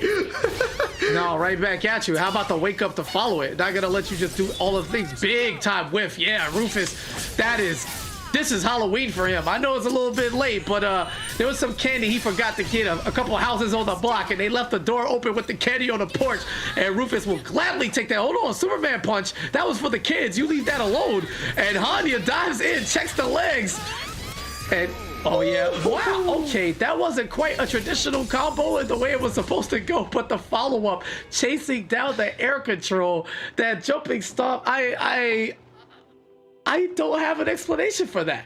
Was it luck? Was it reaction? Was it reason? All I know for sure, it was a W as Rufus goes up 2-0. Hanya in big time trouble now. Yeah, being able to convert off of that just definitely shows the strength of Rufus, because that was an air controllable hit, right? That's one of those things where you have to follow the opponent's air control, and Rufus was able to do it without issue, recognizing exactly what he needed to do, and I believe that puts him on set point right now. Meaning, we could see, you know, the classic Rufus up there in the winners final. Well, I mean, I guess it's winners finals this time and not grand finals, because we are in our first double elimination bracket for Soul Calibur 6 here at the Open Series. But, you know, I mean, Hanya every time has taken 2 rounds every game. It's always been fairly close. Not enough. I mean, every single game that Rufus puts on the board, the margin of victory percentage-wise just gets higher and higher. I don't think we're going to see a reverse 3-0 against Rufus. It's just too much. But this is why we play the game. Same setup as last time. Instead of a ring out, it's going to be the wall. Oh, my goodness. And stays right in front to keep positioning.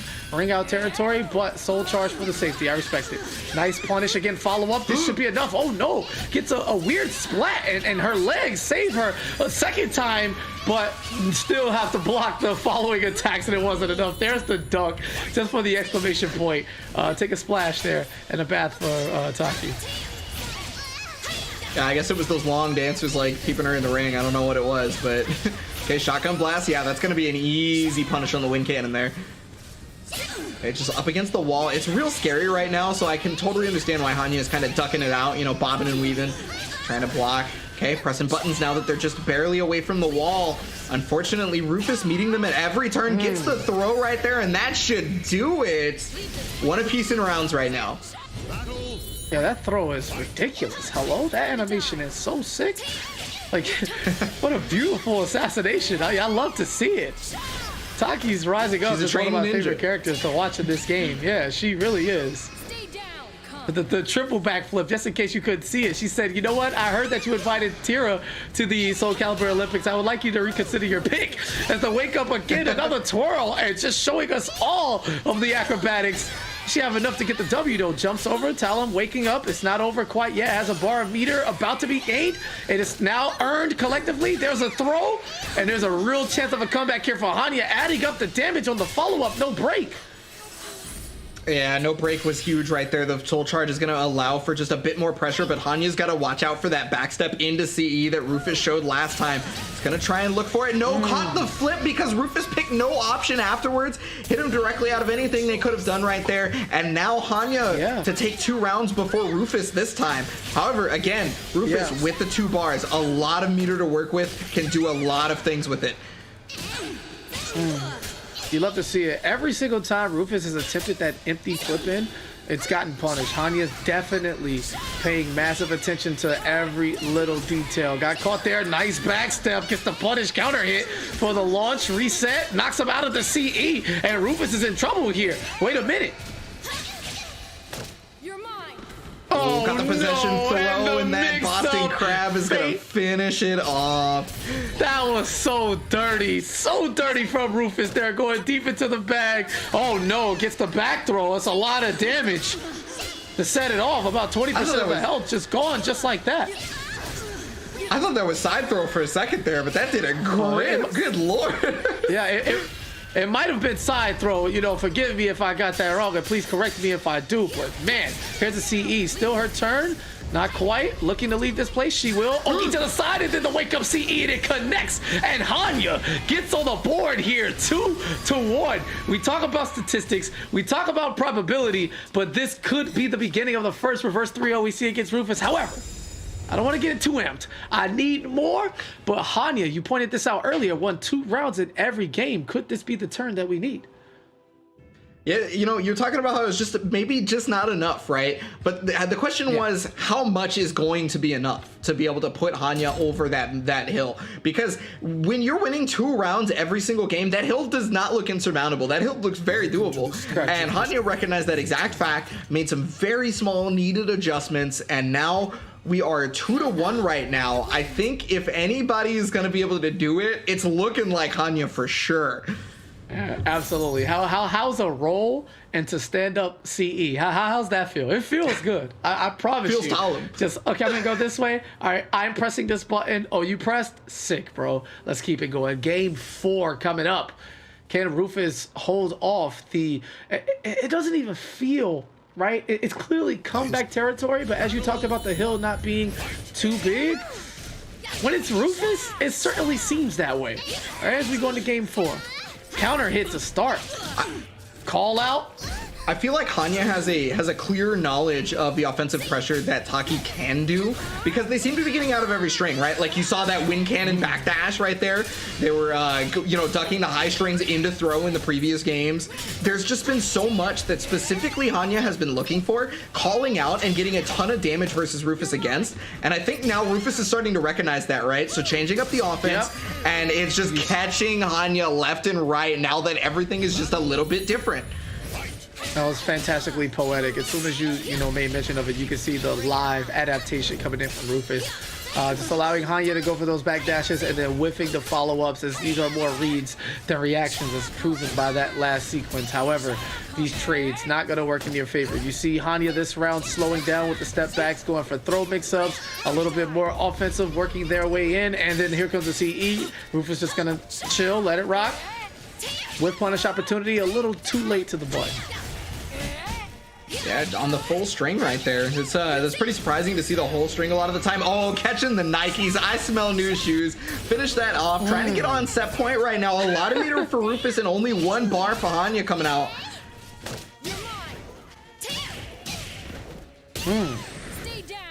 Lets you know 3 stumps to the back, no big deal. Jumps in, and yeah, you see Rufus in 2 rounds has put a shutdown to the backstep whip punishing, just not giving up any space. An easy combo right here, very hard to drop for somebody of Rufus's caliber. Swoop! She's a ninja.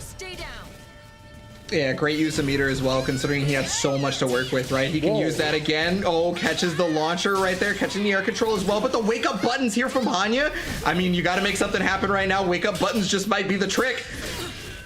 Yeah, Hanya's definitely in desperation mode now. Back to the wall, gets a successful throw. All right, still cooking now, stays in position for ring out working, mixing up. Oh, and looking for the throw, a pixel of health. Dives in, blocks successfully. 1 button, didn't commit, didn't want to get punished.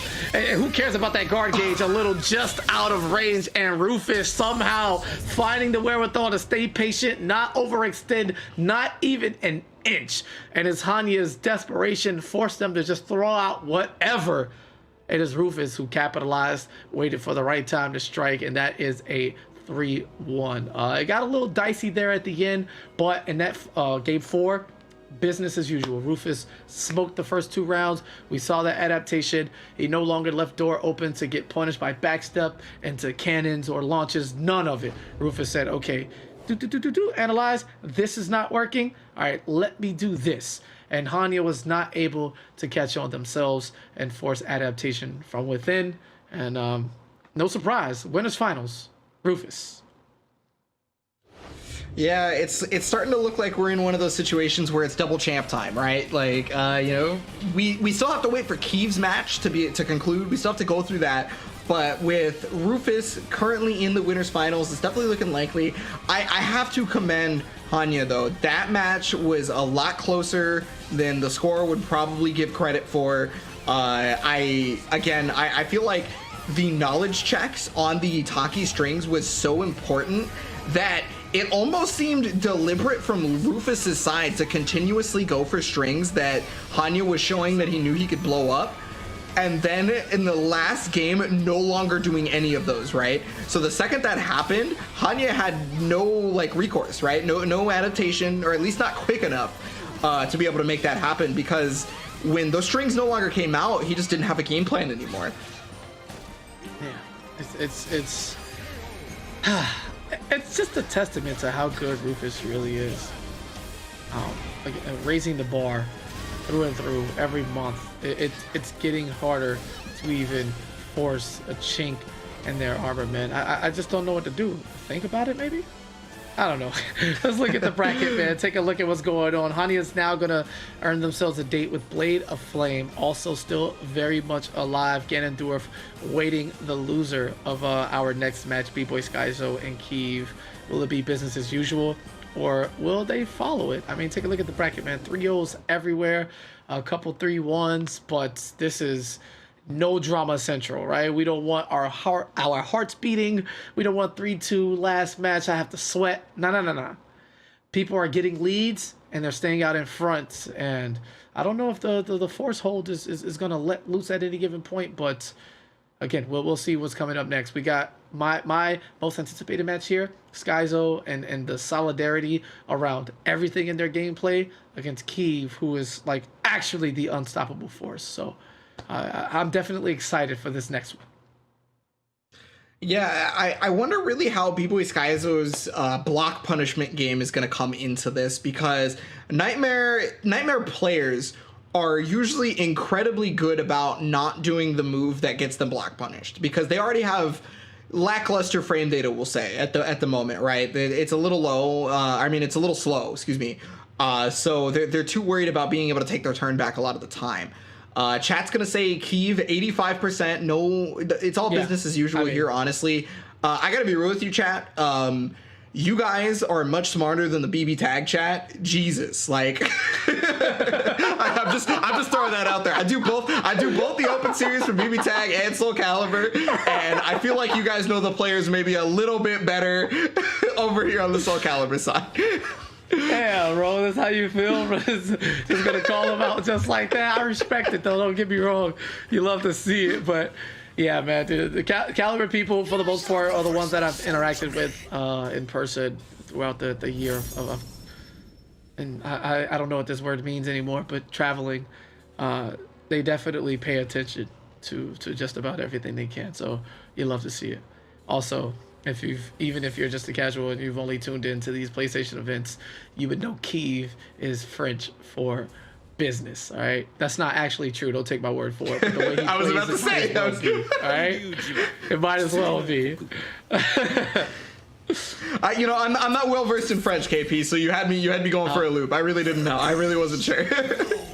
Commentator, baby, that's what I'm supposed to be able to do. All right, let's get into it. The other half of the winners semifinal, Sophie against Nightmare. Big sword, little sword, but that Twin Angel step looking to go under some of these wonderful horizontals coming in from Nightmare. And yeah, okay, a lot of, again, just solid play. You're not seeing anything big being thrown out, just single hits here and there. You know, here's a kick, here's a low, here's one mid, like, you know, the simple things. I do really love how compact B-Boy Skyzo is looking in this matchup right now. He's got the timings on when Kiev wants to press the buttons, but the damage output might make it not matter, as he caught the reversal edge, put him up against the wall, and finished it off. Did not matter how many little hits B-Boy Skyzo got, because with Nightmare's damage output, the one hit was all that mattered. Correct. Nice tech there, keeping it solid. Again, just singular. Like, you're just seeing a lot of respect right now, and like heavy neutral, just one piece at a time, just working it. Nobody wants to take the big chance because they are well aware of what these characters can do to each other if you give them the opportunity for a free open up. Oh, good block on the 2K, gonna be able to go for the guard impact. Unfortunately, the decision they made afterward was assuming that a Regii was coming, and that was not actually the case. Lot of bar for B-Boy Skyzo right now. He's probably gonna soul charge once he loses offensive pressure. But you notice the offensive pressure that he's doing specifically is to beat revenge attacks. He's doing attacks that either have the damage threshold. Oh, he's dead! Yes! Oh, he dropped it, but Make okay. it hurt, baby. I'm sorry, man. I was listening. It's just, you know, Sophie makes me feel away when she gets going. You know, she just lets you know. And Kiev, not to be outdone on combos and damage, immediately starts with a big opener this time in this beautiful sunset version of the stage. Yeah, on a perfect day, Sophitia can actually kill a character from full life on a wall hit. It requires a very hard read and a mess up from the opponent, but it's totally possible. These things both happen in tournaments, so you love to see it. Follow up again, and look at this. Right back to the respect. I mean, we're talking an entire second of both opponents just blocking. That might not seem much, but in the reality of fighting games, that is more than you can ask for. Look at this.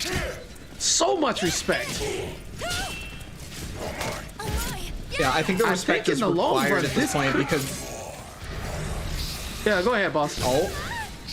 I think the respect is required at this point because of, you know, Keeve has recognized how much B-Boy Skyzo can just catch them out of everything, and then on the other side, B-Boy Skyzo recognizes how much damage output Nightmare has, so he's got to pick the correct option, and continuously did so over and over again right there.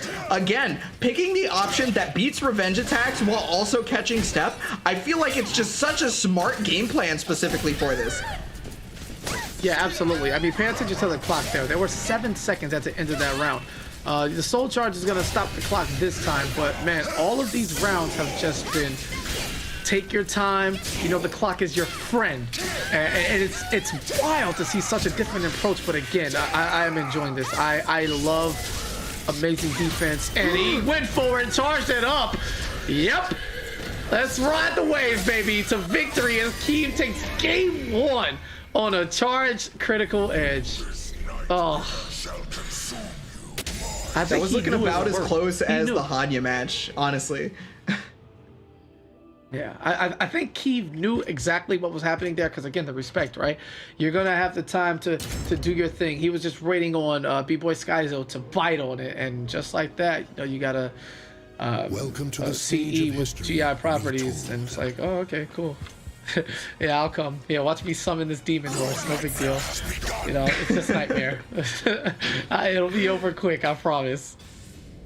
You know, that's the kind of situation where somebody would normally press a button there. That's the exact thing that you would normally want to do, is hit a button there if you can.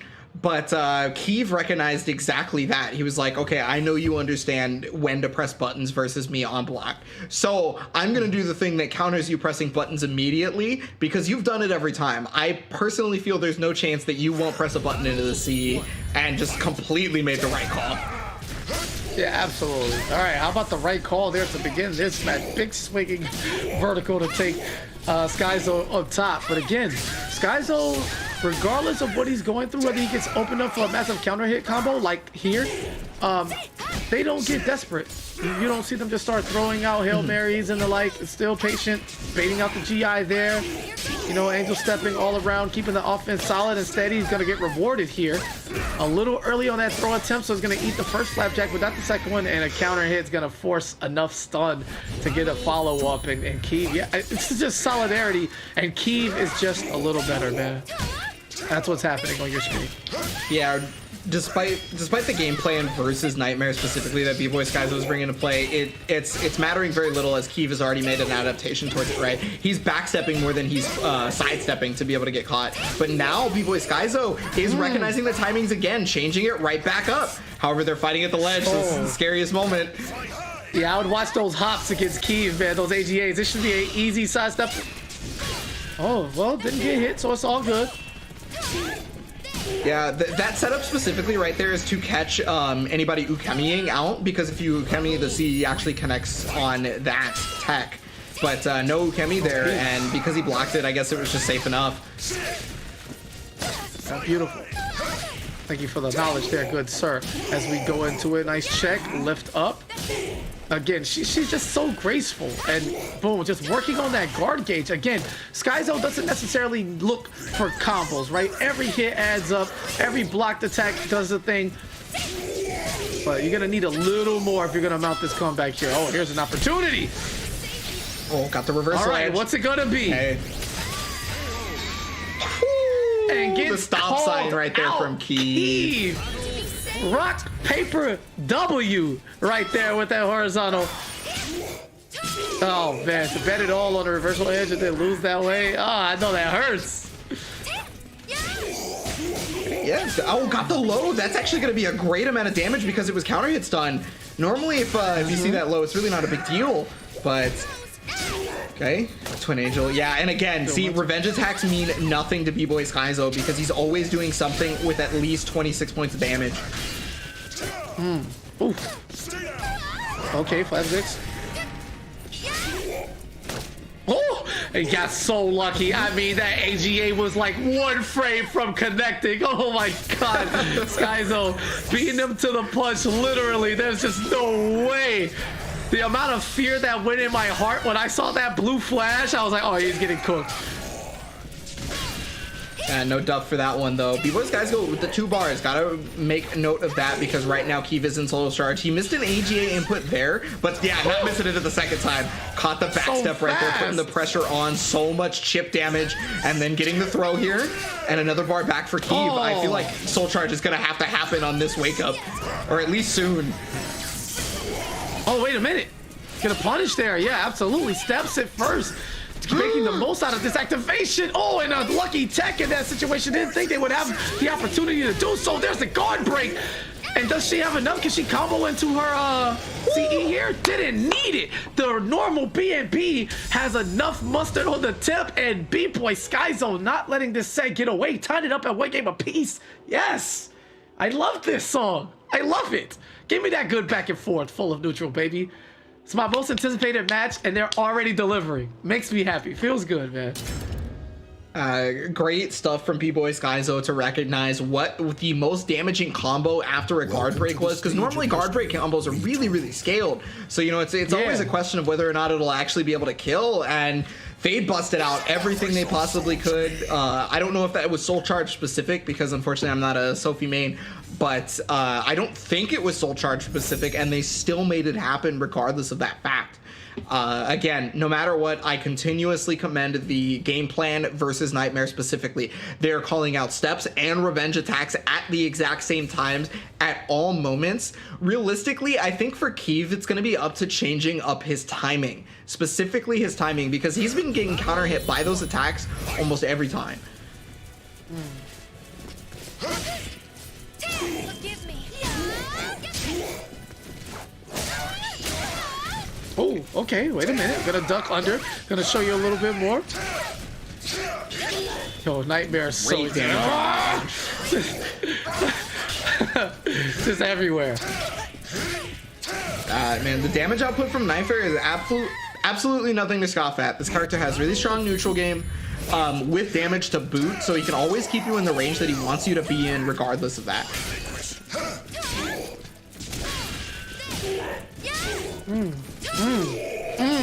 Just all these singular hits.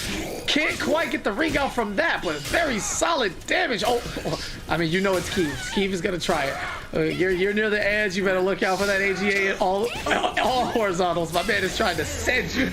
Back kick, 1 touch, and B-Boy Skyzo in the driver's seat. Is this the first time we've seen Keeve like down since last month? Yeah, this is looking pretty hard right now for Keeve, at least from that last round. Granted, it is currently 1-1, but finally a Terror Charge activation. That was the very first time I think we've seen a bubble activate, because normally, again, B-Boy Skyzo has been stopping that armor as much as possible. No revenge attacks have been on the table. Back to the Keeve show, though, as he should be able to take life. No, not enough. The GI's gonna connect. He is at the ledge, so he's gotta watch out for this ring out, but the GI's not enough versus the headbutt. Oh, big whip. Yeah, free damage to start off round 4 here. Oh, and there's a throw. Didn't quite take that one. Skyzo's gonna take the throw. Stand up immediately, though. There's a Twin Angel step going under. Again, he talked about that early on. Those horizontals come into play at that distance, using that Angel step to not only close the gap, but to keep himself as safe as possible. Big launch. Nice follow-up. Yeah, just a ton of damage. I think B-Boy Skyzo's plan right now is to not use Soul Charge this round if he can help it, because he's definitely going to need it next round. Oh, big launch though. Okay, yeah, Soul Attack coming out, trying to get the punish on that, but no dice. Staying under, that's huge damage, and that's going to be the kill. We are in final round here for the 3rd game. 1 apiece in meter. So much damage. That's so much damage. Oh. Fantastic start for Keeve, but Skyzo definitely has a chance to close the gap. Nice follow-up, gets more pressure on top of it, playing near the edge. Very dangerous game right now. Keeve in trouble and is not able to air escape that one as B-Boy Skyzo secures that. Up 2 games to 1. Wait a minute. Knock, knock. Hey, I heard this was the room for business. All right, I'm trying to apply. $400 I'm trying to pocket. And I'm trying to keep KP right by saying that the Keeve versus Rufus final is you're gonna have to wait for that one. If B-Boy Skyzo can continue on this wild tear of beautiful defense and beautiful neutral, oh, this has definitely been my favorite performance of anybody thus far. Yeah, I cannot believe that one situation where they were sitting at the most dangerous area paid off so fruitfully, because it had looked a little dicey for B-Boy Skyzo at the ledge in the previous rounds, right? You know, Keeve with the AGAs, ABAs, depending on which side of the ledge he was on, had pretty much always knocked his opponent off that side. And then this is the one time that B-Boy Skyzo was like, nah, not in my house. Dikembe Mutombo says no. Oh, you're gonna wag the finger on him? Hold on. He's gonna put on the all gold everything and remind you of who is the actual gold standard of these PlayStation Open Series tournaments, as Nightmare is putting on a show here at round 1. Doesn't care about anything Skyzo has to say early on. Yellow health bar. Actually, let's make that red here. I missed? Oh, not quite. Yes, you did. Yeah, if the life bars were switched around, I would say it was even. Because of Nightmare's damage output, but you know. Sophie's looking on her last, like, great step on the drill right there, big damage, and that actually kills the round? Crazy! Yeah, left the door open for Sophie. Her output, while it's probably not Nightmare, you know, from anything, it's super high. For minimal amounts of hits if you give her those big openings. Again, just testing, throwing that 6-6B out there just to give Keeve a taste of what's to come once he gets caught slipping. Break attacks to stay on top. Auto GI the way he's in, and you just love to see it. Even though Keeve's back is to the edge, Skyzo just playing the life lead and playing back, not looking for a risk.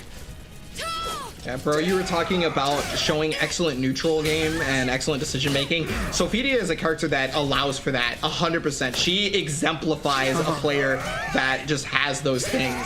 So the only problem is you have to make it through the damage output that Keeve is putting out right now. Is he's starting to make a lot of incredible decisions to throw the whip punish, and that's going to take that round thanks to the terror charge. If he hadn't had the terror charge, that maybe wouldn't have been a kill, but Keeve recognizing what his resources were and finishing it off in a little bit more dominating fashion for that round. Yeah, you definitely have to take that from behind. There's just no way trying to get flipped over for the free ring out. Again, going right under next snap.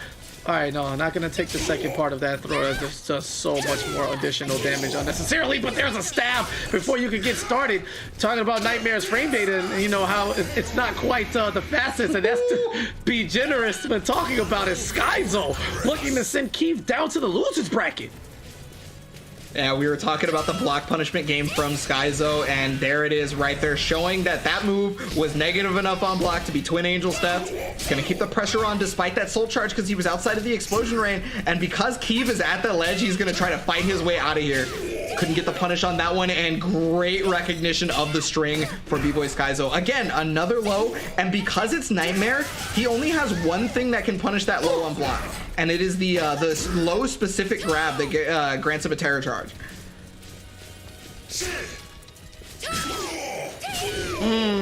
Beat to the punch once again. Skyzo is just in all the right places at the right times, man.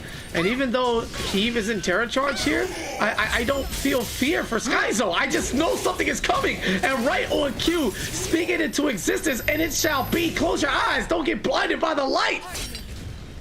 One last chance. Keeve, winner's life on the line. Can't afford to whiff. Tries to pick it up, looking for the smooth turnaround. Not gonna happen, and the soul attack is gonna get the job done, and Keeve sent down to the losers bracket, which is early for him. I know it's the semifinal, but he's gonna have to go through 2 or 3 rounds down there. And just like that, the entire function of the bracket has been shaken up. Rufus did the job. Keeve still very much alive, but the B-Boy is here to that $400 is looking ever more close.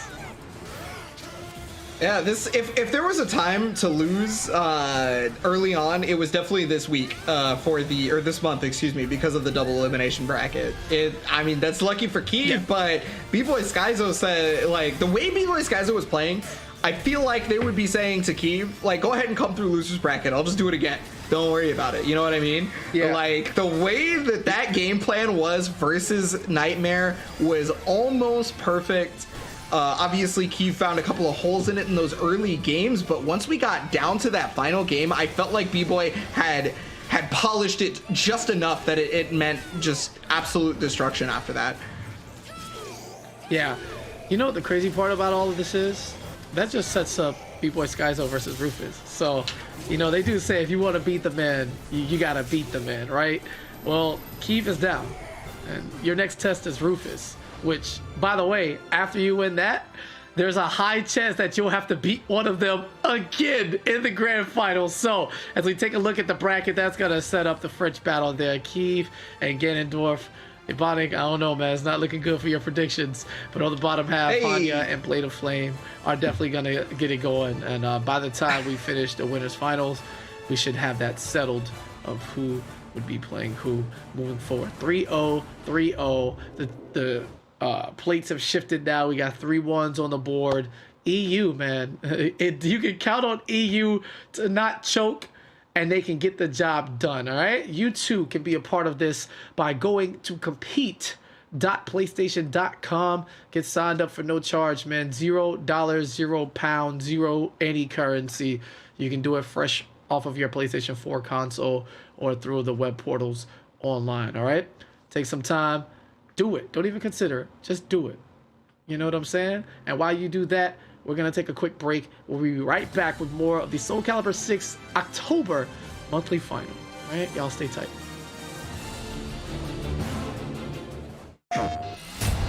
So many world famous players, they started online. We are good to go for our first match of the stream. We're here for FIFA 20 action. Who's going to be the overall grand final victor? The next PlayStation FIFA superstar. I think the level of play that we're currently looking at, and it's fantastic. No one leaves today empty-handed.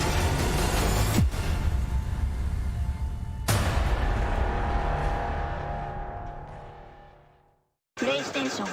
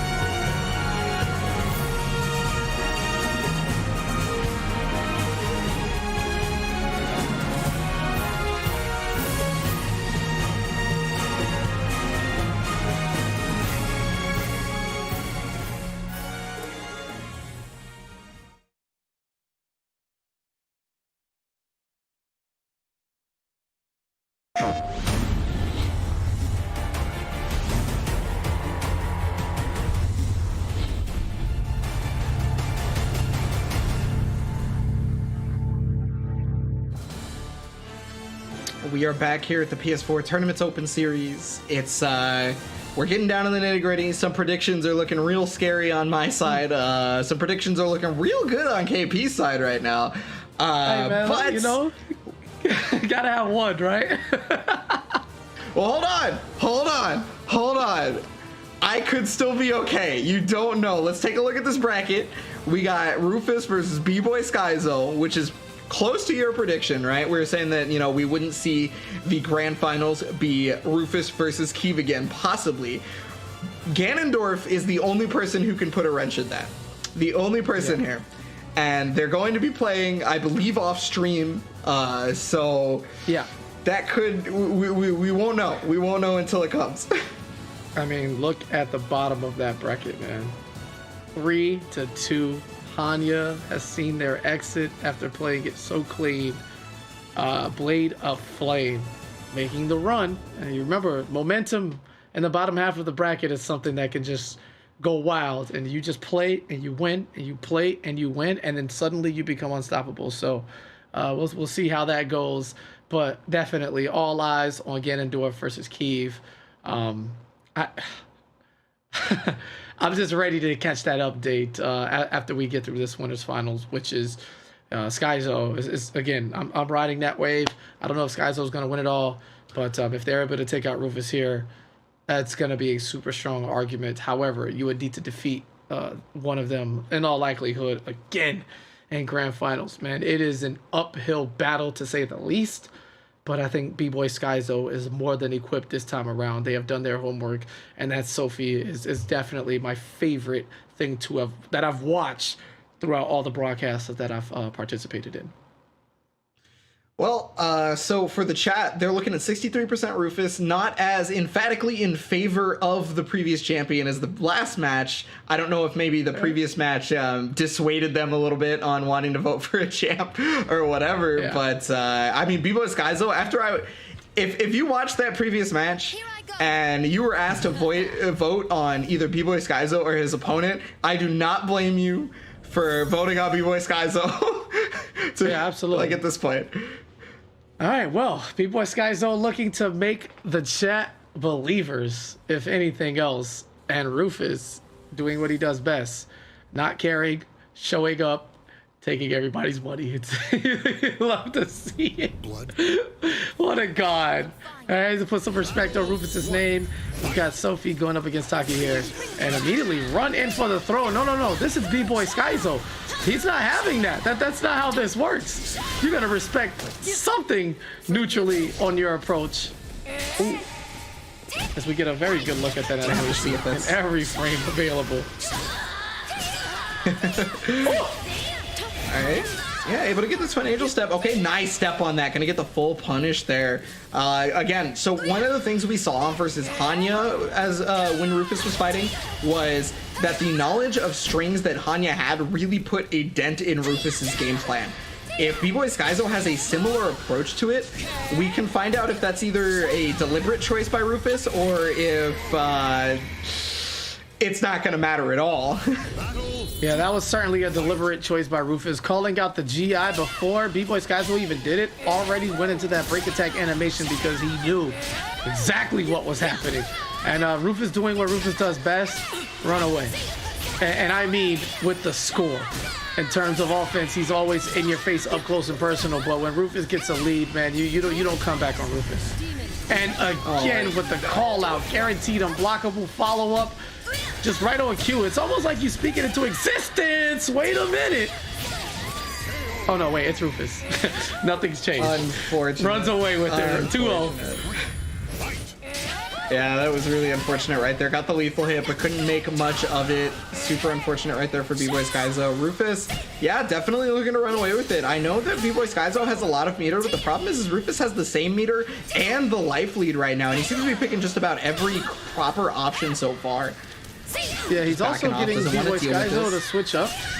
Yeah, you saw at the beginning of the round, Skyzo just ran in there, very uncharacteristic, and then woke up pressing buttons just out of his element early on against Rufus here. I don't know if it's a pressure thing where you try to keep up with the speed of your opponent, but you don't want to do that. If you're playing at that speed, Rufus is going to smoke you. You know, this is his domain, his territory. Yeah. Oh, so well, many not gonna get a call-outs chance to from use GI. any of that bar as they get Yeah, 3B'd into death right there. Every low health GI has just been called out by Rufus pretty easily. You gotta just, instead of looking for the GI, maybe back off or take your turn in a different manner. You know, don't play traditional. Like, I did something, I'm slightly negative. Let me go ahead and beat him to the punch, because Rufus doesn't want to be there. He's going to move to the beat of his own drum every single time, and you can't condition him. You can't set him up to, you know, do what you want him to. No. It's not how this works. Rufus controls the movement, the temp, do this. just period. So you need to become a bit more creative in your defensive to offensive transition, and that's the only way you can get Rufus off of his feet. Other than that, business as usual. Game 1 to the ruthless one. All right, ruthless Rufus out here, running away with victories. Ruthless one. Yeah, bro, he is. One hit, he goes up around, pack it up, bro. 3-0. It can get out of hand real quick. You got to keep Rufus as closely to a tie match as possible. Otherwise, it's over. You can't fall behind this man too much. Well, I mean, it is their first match here this month, right? It's the first time they played for this month specifically, so there could be some adaptations needing to be made by B-Boy Skyzo. But on that other hand, it also gives Rufus that many more games to adapt as well. And I mean, the way he's looking, did you see that duck right there? Super smart. He's gonna be able to catch the step as well thanks to the string. And no punish there on the flip kick either from B-Boy Skyzo. Rufus running that exact ruthless game plan that you were talking about 2 seconds ago.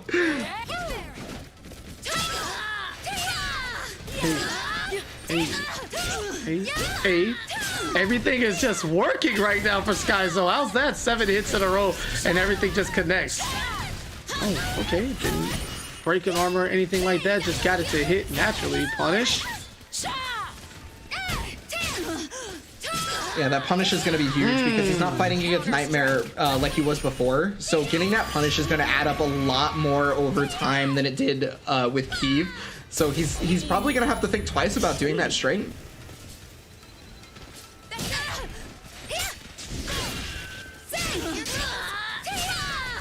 Got the launch here close to the ledge. This could be a scary situation. That's why you see Mukemi to that side. B-Boy Skyzo was ready for it though. Alright. Oh, damn! Oh. Okay, I guess somebody's trying to send a message here for Rufus not to be undone. No perfect here. He's put forth the only perfect on this stream today. And wait a minute, this might be a little bit more. Nah, we're gonna just slow it down. Slow it down. He was talking message so you guys kicked in your chest. Yeah, I'm telling you. Big launch right there. A lot of bar again. I mentioned it a lot, I know, but the bar can come into play and change the tide of everything so quickly. Especially with a whiff punish CE or something like that, and especially here at the ledge. Oh, okay. Hitbox is working in the favor of Rufus there. Skyzo was sure they had the perfect side stuff, but apparently not. It must be the sunset, you know, the vision's blurry. Things in the, you know, they're just closer than they thought. She was a bit too calm and didn't step far enough. Follow up, just solid here. Skyzo not panicking at all. Oh, 2-2K working out beautifully for Rufus, being able to get the full conversion there. Finishing off that round as well. So now match point, excuse me, for both players. Again, the meter may have to come into play as B-Boy Skyzo didn't use it at all last round. It's the same exact situation Skyzo was in against Keeve. You need to take this game and shift momentum in your favor. Falling down 2-0 is everything. It's a death sentence. And luckily recovered in time for that GI. Fortunate enough to not catch a lethal hit there. Back turn. Follow up. Working on that guard gauge. Yeah, there it is. Finally, the soul charge activation doesn't want to have to deal with the plus frames afterwards. But yeah, she has access to a projectile when she's in soul charge, and especially damaging when it gets the wall hit. Not a lot of life left for B-Boy Skyzo right now, and not a lot of guard gauge either. Catching the step right there. Rufus knew exactly what Skyzo wanted, and you know, kind of enticed him into it, gave it to him, and then took it away right there as he takes the second game here in Winners Finals. You got hit by that projectile, Skyzo, please. Oh, that's so unfortunate. The land. How unfortunate events. Not only did it connect in Soul Charge, got the follow-up combo, the wall splat, and the Oki to... there was just... everything was bad about that one mistake. And you really, really hate to see it. You know, not ducking under that. Just eating the brunt of it and everything that followed. I don't know, man. As solid as Skyzo is, again, another 2-round finish. I don't know if you're going to be able to pull off 3 straight, but I'm ready to be amazed. Please show me the way. If not, we're just going to be punching that ticket. Now, both of these gentlemen have successfully qualified into the money regardless of what happens here by making it to winners finals. The lowest place, they're guaranteed a minimum of 4th. But every set from here is a money match. It all depends on how much you want to take home. Does Skyzo have enough resolve to dig down and figure out, you know, what it takes to get the W, or is Rufus just gonna skate his way into finals once again? Apparently it's unblockable because he's bringing that one back from last month, I guess, or was the month prior. Wait a minute. What is all these reads and mix-ups? I mean, a perfect would certainly be a way to send a message. Well, perfect might not matter to the vodka drinker himself.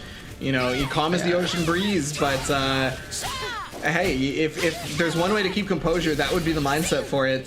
Skyzo, however, despite being on the defense, still in control thanks to the life lead. Not so sure about that now. This is, oh my goodness. Yo, this is not happening. Caught the roll. Yeah, I was wondering if Skyzo was being a little bit too conservative in that point, you know, just afraid to do anything in fear of opening up to a lethal hit. And, you know, you don't want to get launched, especially over these, like, finicky walls on this stage. But at the same time, finally found an opening just to get that singular button in there to secure it. We saw him go back to the unblockable strategy that worked so well last month for him. And just making the reads, the GIs finally landing. There's a counter hit. Staying in. Great duck. Yeah, the lethal hit on that one is specifically ducking a high and then punishing with it, if I do remember correctly. But lethal hit of Rufus's own. Gonna try and get this life lead as close to possible. Okay, opts for seals, so wants to get that lethal hit condition. Great step on the slide as well. 10 seconds on the clock, and yeah, that forced Rufus to move forward, going straight into B-Boy Skyzo's clutches. For a round that went under the 10-second mark, that certainly felt amazingly quick. I don't know how I'm getting lost in the flow of time just watching two fantastic players go at it, but man. Right? I mean, look at this round. We're at 45 and it's over. Like, hello? Hello? There's your speed run, KP. Speak and you shall receive. Thank you, Sir Rufus. I appreciate it. Speaking it into existence, as you always say. Yeah, just the tip right there. He took half his life bar. Yeah, with just the tip halfway across the screen. Skyzo, again, just so many fantastic neutral traits. There's a sidestep. Oh, you want to stay on the ground? I got you. Here's a spike. And in 2 damage sequences, Rufus is in yellow health. It's so crazy, but yet still right in the thick of things. Oh, caught him with the mix-up on the mid right jump. there. Yeah, empty jump mid. Let's go. A lot of the time when you see those jumps from a player, you're thinking that it's going to end up being a low because a lot of them have jumping kicks that end up being, or jumping horizontals that end up being lows, something like that, depending on your character. And so, you know, you default to wanting to block low, but it's not the case there. Taki has multiple options. Oh, big hit right there. Yeah, unblockable follow-up, all but guaranteed. Nice chase plus, and there it is. Looking for the mix-up. There it is, the jump low, and everything just working for Rufus right now. Can't afford to whiff anything. That is a punish, and B-Boy Skyzo is going to take a trip to the loser's bracket. Rufus! Easy walk into grand finals. Knock, knock. Daddy's home. You understand me? $400 slipped out of my hands last time. I was cool with 3, but I'm ready to take home 4 again. Now sitting on the winner's side of grand finals with a set to give. You'll love to see it. I have to mention that Skyzo pretty much used 0 bar that entire last game. he must have built an entire 6 bars in the whole time, but we just never seen it because he didn't use any of his bar. Not on Soul Attack, not on Soul Charge, not on CE. And, you know, Soul Charge is probably the safest option because Rufus was pretty much always in his face pressing buttons, right? So I was expecting it then, but I feel like he just couldn't get Rufus to go away because of it.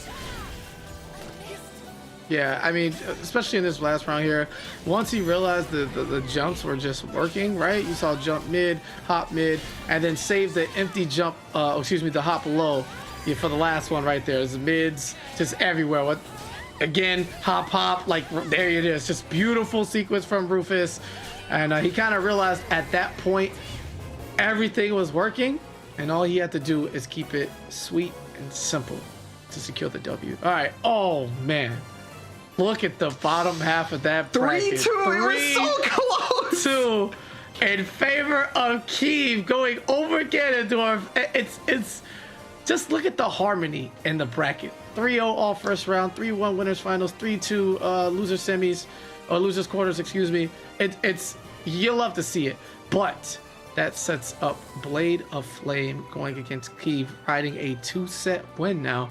Is that momentum enough to carry him into it? We are actually going to get this on stream, so hold tight as both of these men make their second appearances here just to see how deep they're going to go into the tournament. This is now top 4 territory, I believe. Yeah, loser here is done, but you're playing for the money. So what are you gonna do? You're gonna step up to the plate, or are you gonna get the same thing as everybody else? Every match is a $100 money match at this point in the top 4, right? So the further you go, the more money you're gonna get. We talked about that prize breakdown. It's incredible. Blade of Flame went to loser's first round of this top 8. Yes. And already all the way back here has to fight Kiev.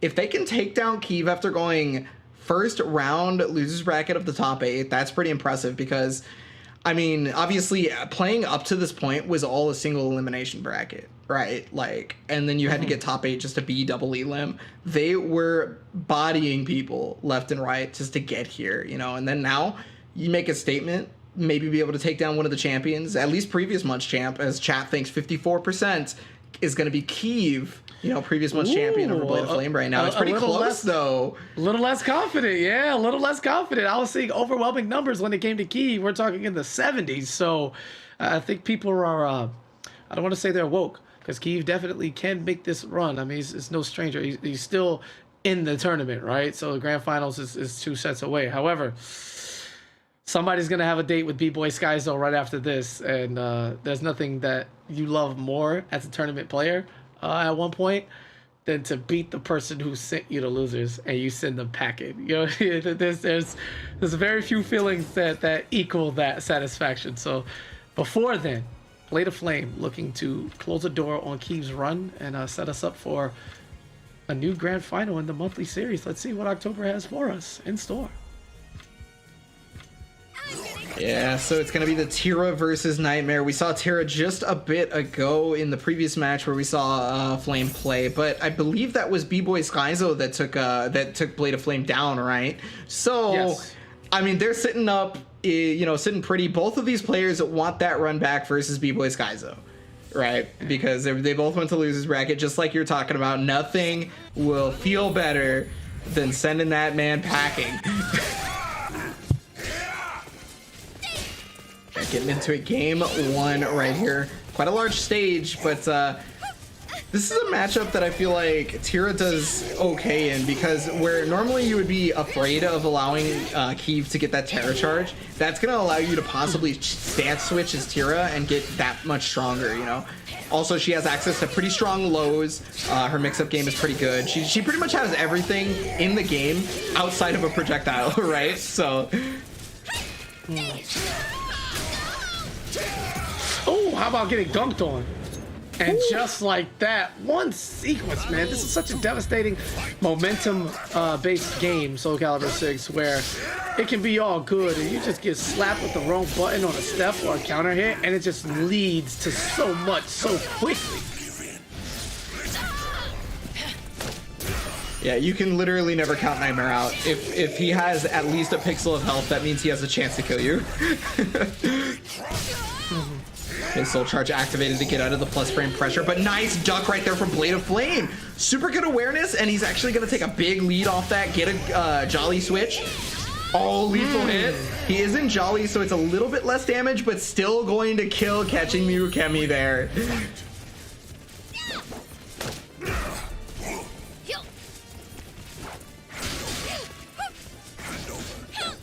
Step into 6B, not gonna get the punish though. Yeah, forgive me. I'm just like mesmerized, man. I'm loving the spacing and everything that's going on. I'm just like so in tune with the match right now. Because this is monumental, man. Yeah, the general we haven't game seen plan Keeve is in trouble ever.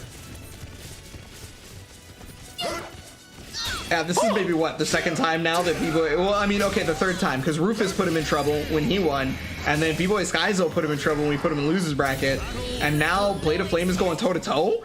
I mean, hey, sure, it's looking like game point right here for Keith, but 2 bar on the side of Blade of Flame, that can change everything here in a second, and he's going to do exactly that with the soul attack. Wants to get access to some crazy strings right now, strong mix-up the potential, and good damage on that low. So many lows. Okay, get the gloomy switch. Oh, lucky there with the kick, though. Almost activated Gloomy Coda at this point. Gonna catch the Ukemi with Soul Attack right back there from Keeve. Yeah, he wants to use that bar to ensure the victory. But nice block. There's the step. Wait, what? That's gonna kill. Wonderful step from Blade of Flame.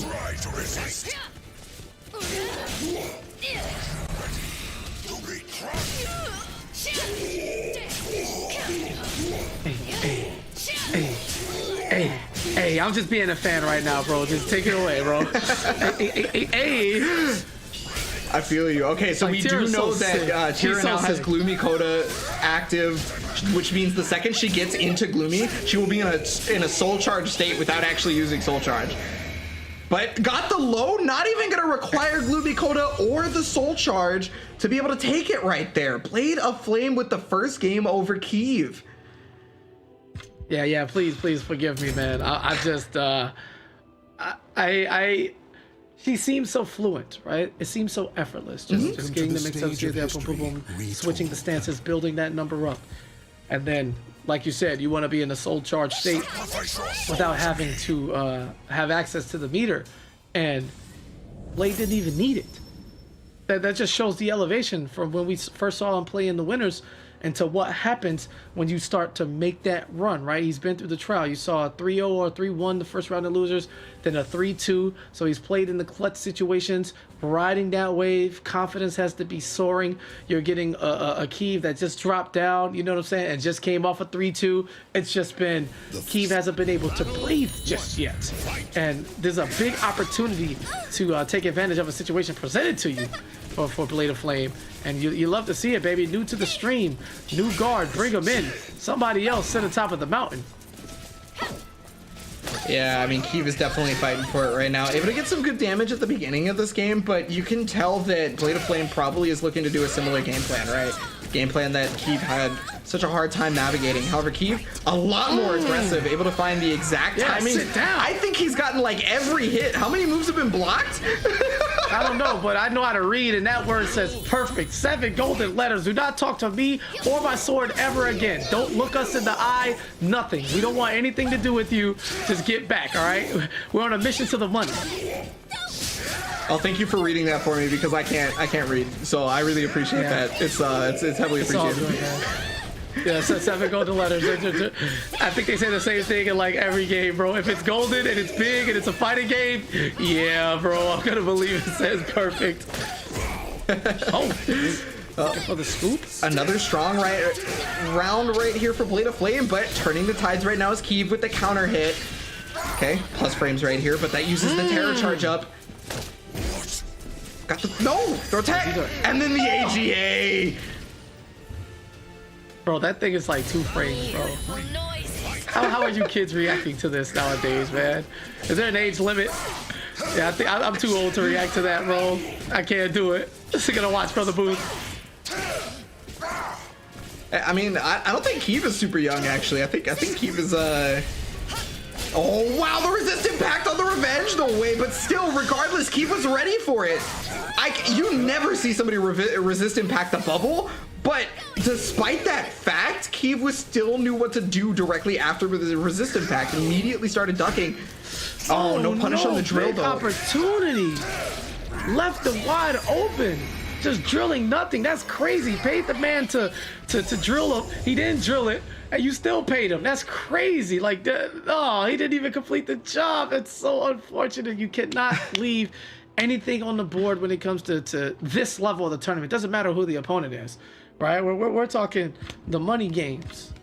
Gotta capitalize, man. Unfortunate. However, what you do need to be able to do is shake it off and just go right back to it, man. Let's see if you hire somebody else for the job, or will it still be Tira to close this gap, as both of these men are coming off 3-2 sets. So maybe we are being set up for high drama and a lot of sweat from the brow.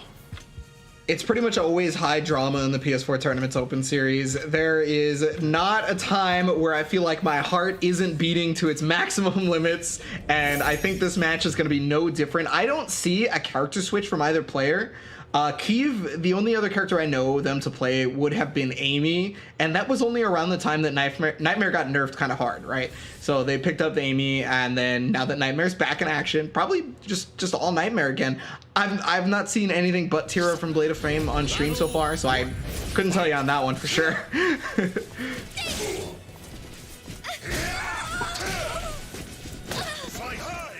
But here we go, game number 2. It is only 1-1 right now, so a lot of adjustments are still on the table. Ooh, there's that AGA, and remember, AGA in this version is now +2, so it is Nightmare's turn. It's no longer neutral, and y'all gotta guess.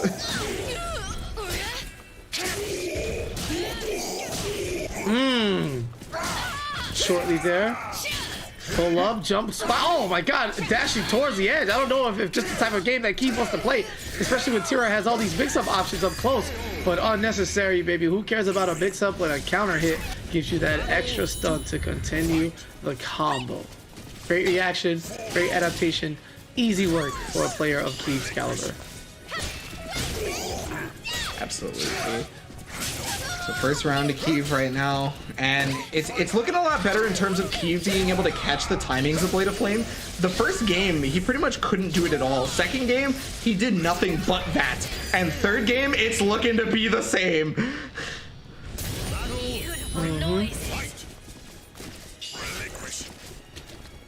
Okay, wow, stuck on the AGA, but nothing afterwards. Her head was he just danced around him. Yeah, I mean, I would be devastated too if I almost saw myself get decapitated. All right, there you go. Punish the launch right there. So a lot of damage into Oki situation. Oh, got the lethal!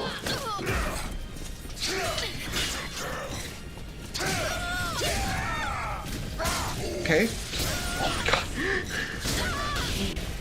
So much damage here, and then caught the mix-up on the mid. Okay. That's gonna finish game number 3 off with the quickness.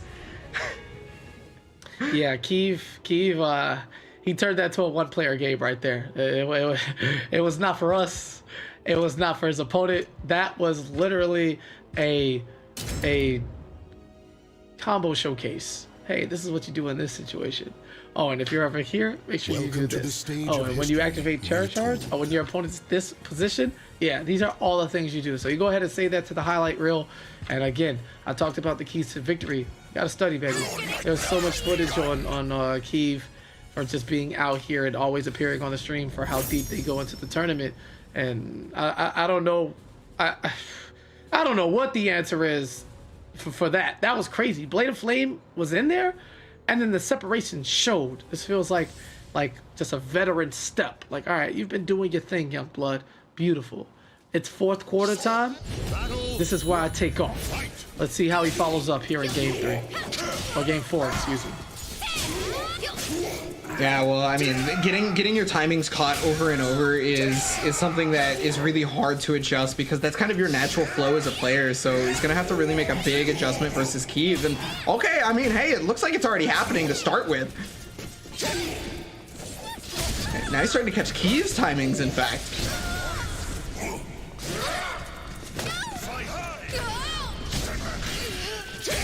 blocks the mid this time, and that may very well do it. It does. Yeah, it's gonna catch him. First round to Keeve here, and that was a lot closer of a round than the previous one so far.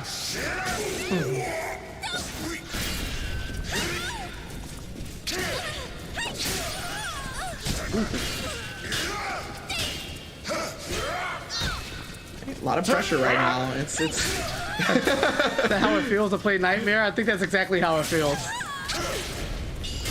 I gotta ask the New York Nightmare. Gonna be able to get the pushback right there. Throw comes out. Wow, Not gonna get tagged, so a sliver of life left. Yeah, I haven't seen one of those, connect in a long time here. Keeve has no reason to rush in, and we see it, man. A lot of players getting too conservative now. We're talking, oh my God, could it be over? Could they come? Oh my goodness, and just a comeback. Keeve taking that one, watching. No attempt to press, just a look to block everything, and it just did not work out in his favor. I love the guard cancel on the normal from Blade of Flame to make Keeve think that he was going to go low in that final one, and then immediately going back for the same mid that blowed him up. The duck into lethal hit, big damage right there. Mostly the Terror Charge and the Soul Charge activation. Got the grab.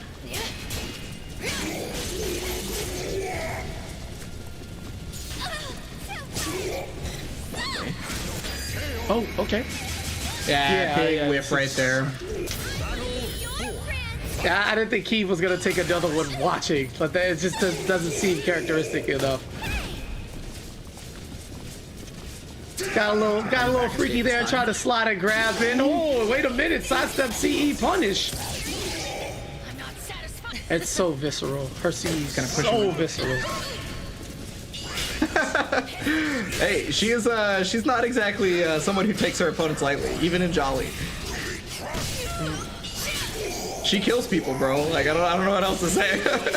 Yeah, yeah, that's good enough. Can I get a character breakdown? She kills people. All right, I got you. Oh my God, gigantic damage, and then eventually the low right there for Keeve to finish it off. Regardless of your previous comeback, regardless of how much health Nightmare has, you can never count that character out. He is always going to be able to do enough damage. All right, so that is going to call it. Keeve is going to punch his ticket to the losers final, and oh, guess what? This is the rematch. Lay it on me. But first, let's go through these replays. Talk about what you saw here, Fluffy Boss. Yeah, man. I have to give it up for Blade of Flame, making it this far after losing round one of Winterside to Sky, the young Sky, and then unfortunately have to go up against Keeve here. And still looked really good against Keeve in that first game. However, Keeve, the adaptations I have to continuously mention. Counter hit on counter hit on counter hit. What does that mean? He recognized what your timing was every single game, and it was emphatically in Keeve's favor for games number 2 and 3. Game number 4 was looking a little bit better, but not enough.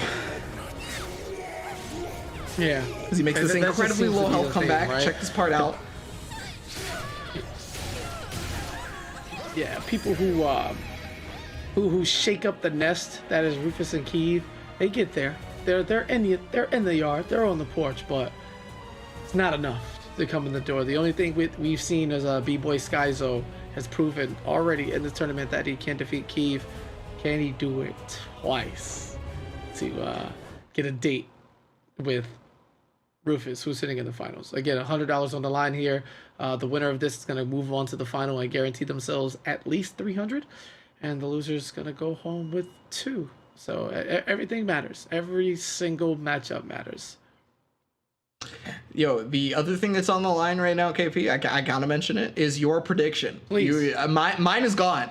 I no longer I've lost the perfect prediction streak, but this one you've still got a chance at today's prediction right now. You've still got a chance at today's prediction.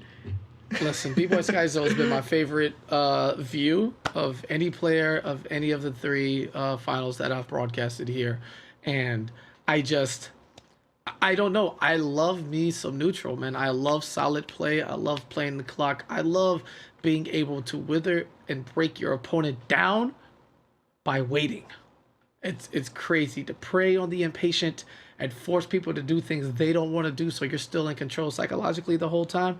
That is my favorite play style, and I'd love to see more of it. However, Kiev, man, I don't think he's gonna take it watching, man. Like, you saw what happened in the previous game, right? He went down, and that comeback happened, and immediately after that, it was like, all right, bro, speed limit signs, gonna need you to remove those because we aren't respecting them anyway. Pedal to the floor. And I'm on my way. I got a date with the final. I belong. You know, I told Rufus I would be home at, you know, whatever time it is over there in France. But I'm running a little late, so let me go ahead and just run through all my opponents so we can get it popping and possibly put a 3-time finals dance on back to back to back. All right, one man stands in the way. B-Boy Skyzo, what's it going to be, boss? You going to continue the madness that is the Angel Step Nooch, or will Terror reign supreme? I gotta remember, this is the person who put Kiev into loser's bracket, so Kiev has got to be looking to make something happen here if that's the case. It's on Kiev to adapt this time. Okay, great step right there. Going to be able to get past the vertical. Still Chariot Charge on deck. But remember that game plan that B-Boy Skyzo showed? It's that move right there. That is the game plan. You step, you do that. It catches you stepping back. It catches you stepping to the side. And it catches if you're doing a revenge attack. Plus, Nightmare's frame data ain't that great. So able to catch him before he can press any buttons right there, taking the first round. Yeah. Oh, I mean, you weren't playing. Did the move 4 times in a row in that last round, and it opened up again, just back to back to back. Every opening. Here's a lethal here. Let me stab you right quick. One more time. I got to put a little bit more damage on this. Scoop. Yeah, that is the only thing Nightmare can do to punish that move.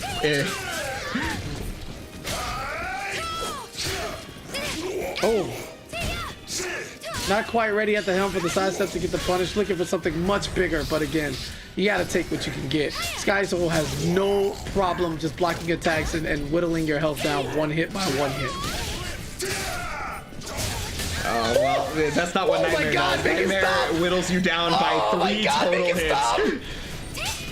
It hurts so much! He doesn't do little hits. Red health everywhere. There are no little hits for Nightmare, KP. Oh, and how about a reversal edge? You can absorb a hit, and Sophie gonna sidestep that, slice it up from behind. Skyzo narrowly avoiding that comeback. Oh my goodness. Yeah, continuously getting caught stepping that vertical. You know, Nightmare is a pretty big boy. He's got that big old arm, so I guess he just kind of walks back into it on accident. Makes up potential here though. Keith might be looking to soul charge if he gets knocked down. Soul attack. Access to a bar meter. Oh my, he's just 6 beating over and over again. Yeah, you can't afford to whiff anything. And Keith opens himself up, jumps over twice. 3rd time's the charm. No, how about the quick fist to set it off? And literally beating them to the punch is Keith. Oh my God, that was a super important round. I know it's early, but I'm definitely calling it super important round. I can agree with that for sure. We're just gonna have to see how it comes into play as B-Boy Skyzo. Oh, nice duck. Knew exactly what that string entailed. It's gonna keep him right there, missing the AGA and getting another grab on that. Oh no! Oh no! Okay, ducks under the AGA that time, but not gonna be able to get away from that.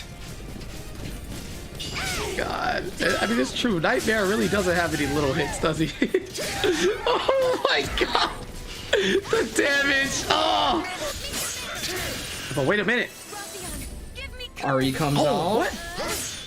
Pixel on Pixel charge. Oh, Ari's right back. Oh my God! Right. He's gonna be able to catch him. All right, Keith. I see you, Incredible Keith. play from Keith. I see you.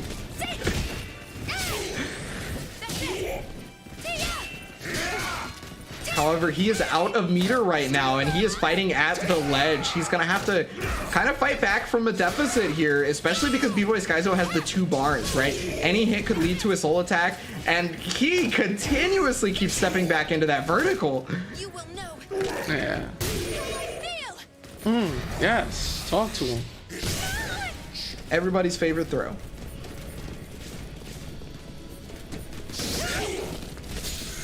Oh, yeah, easy punish right there. Trying to slide it to the DMs. RE! Yeah. Very unfortunate. I don't think Twitter was a thing back at these times, so there will be no sliding into any DMs. If you can't talk directly to my shielded sword, pack it up. As B-Boy Skyzo picking up where he left off. It seems that the Keith train hadn't left town just yet. He was just getting a read on it, you know, just holding on. Oh, he knew it was going to be late today, so, you know, he came back for the right time. And that is, would that be a 4-game winning streak against Keith? I think Keith won the first game, and then Skyzo won 3 straight. Yeah, so 4-game winning streak against Keith right now. Skyzo is in the definitive, whatever you want to call it. He's definitely winning. I wonder if it's I thought that Kiev won the first game and then, or no, I mean Skyzo won the first game and then Kiev won the second, but Kiev? I think you might be right actually. So maybe it is a 4-game winning streak, which is wild. Just to understand somebody of this caliber that well, just to know exactly what to do is huge. Okay, the Indian port. All right, just run up. Ah, what are you supposed to do? So this man just runs up to you. Ah, it's like, please, don't kick me. I don't want no smoke, man. Well, doesn't matter if you want the smoke or not. He's bringing it straight to the front door as it is still open. Yeah. Trying to go for that mid mix up right there. No. Okay. No little hits. No little hits. He doesn't have them. Even that 6B. That 6B was maybe his littlest hit. Yeah, I've seen it all, man. And nice on the counter here. I don't know if Keith thought, yeah, that Skyzo was going to play for the delay on the unblockable, but he hasn't let a full one rock yet. I think it's going to come in handy at the right time. Skyzo is building to a point that he may or may not need, but it's always great to have conditioning weapons in the pocket. You never know when it's time to make the OD read. Oh, well, that's probably the OD read right there that you were talking about, KP. You speaking it into existence, gets the lethal hit. Great advantage right now. Okay, soul charge activation.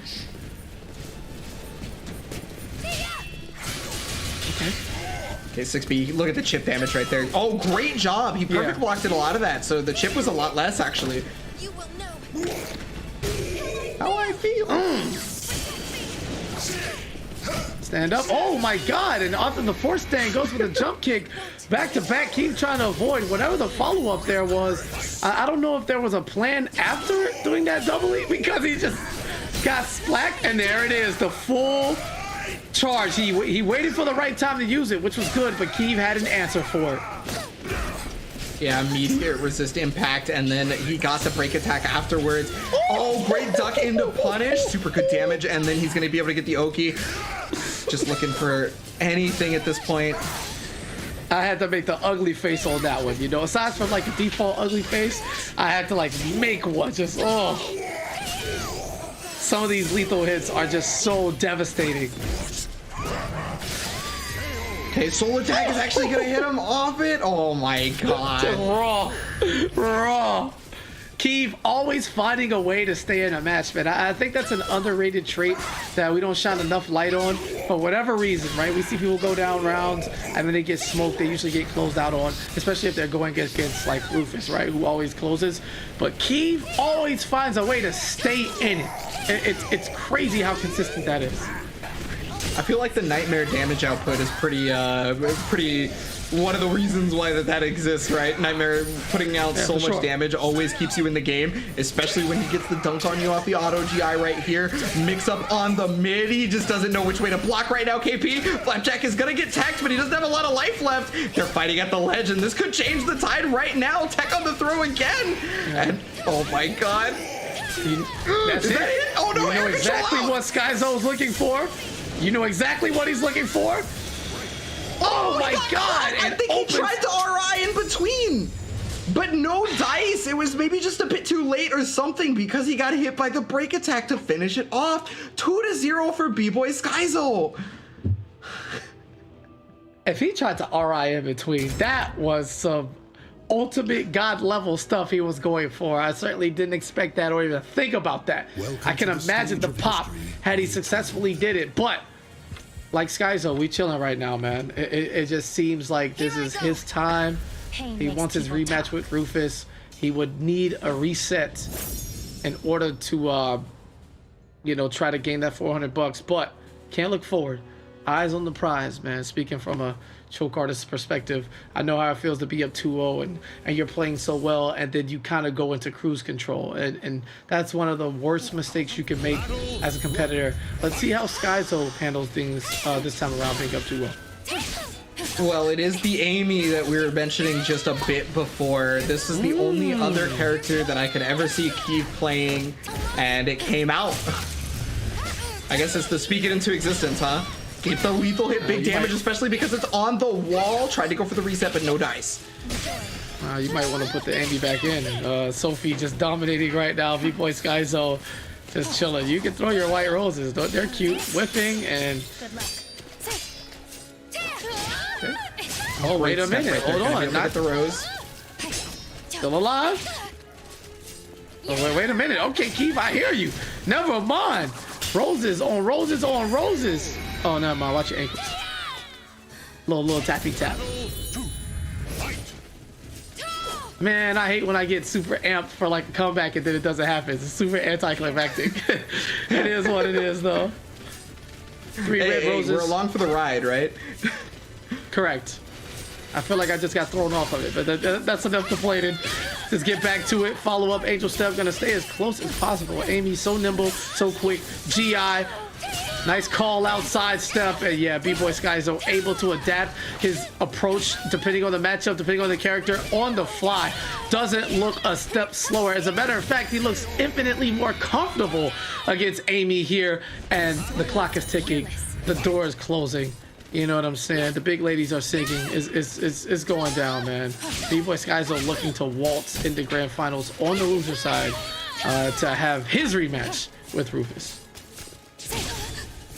Yeah, it's definitely looking like it's pretty likely as he hits him out of the soul charge activation, stealing his bar even. Yeah. So even the thing that Keeve was trying to use to be able to save himself is not enough as he gets launched into CE. Big damage, and he's even got another bar to work with after this. It's looking bleak.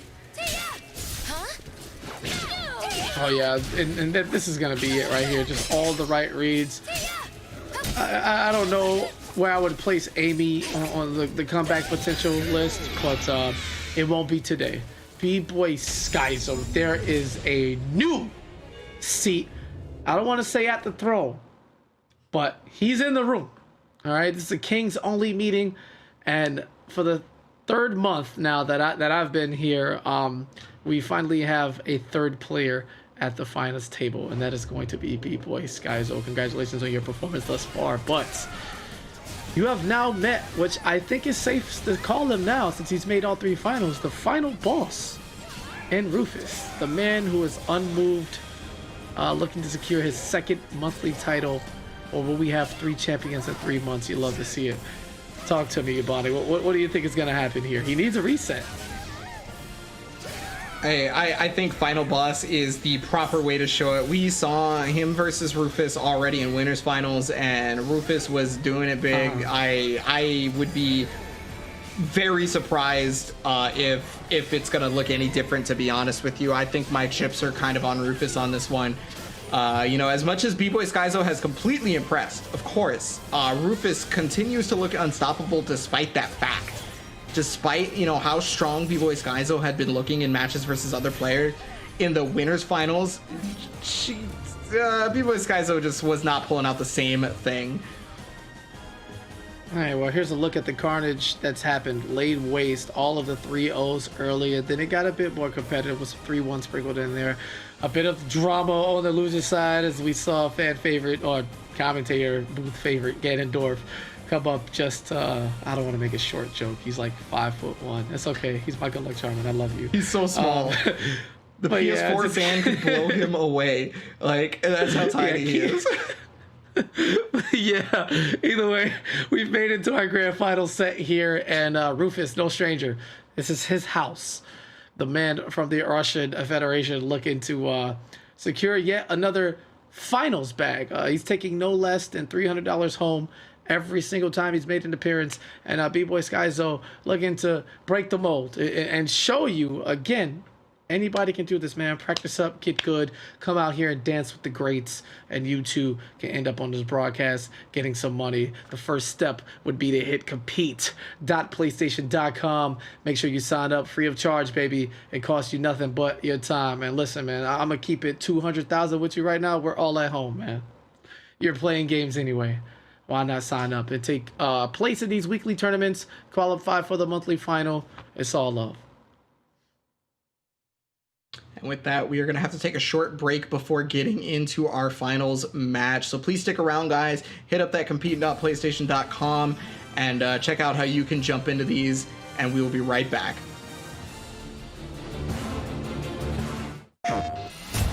So many world-famous players, they started online. We are good to go for our first match of the stream. We're here for FIFA 20 action. Who's going to be the overall grand final victor? The next PlayStation FIFA superstar. I think the level of play that we're currently looking at, and it's fantastic. No one leaves today empty-handed.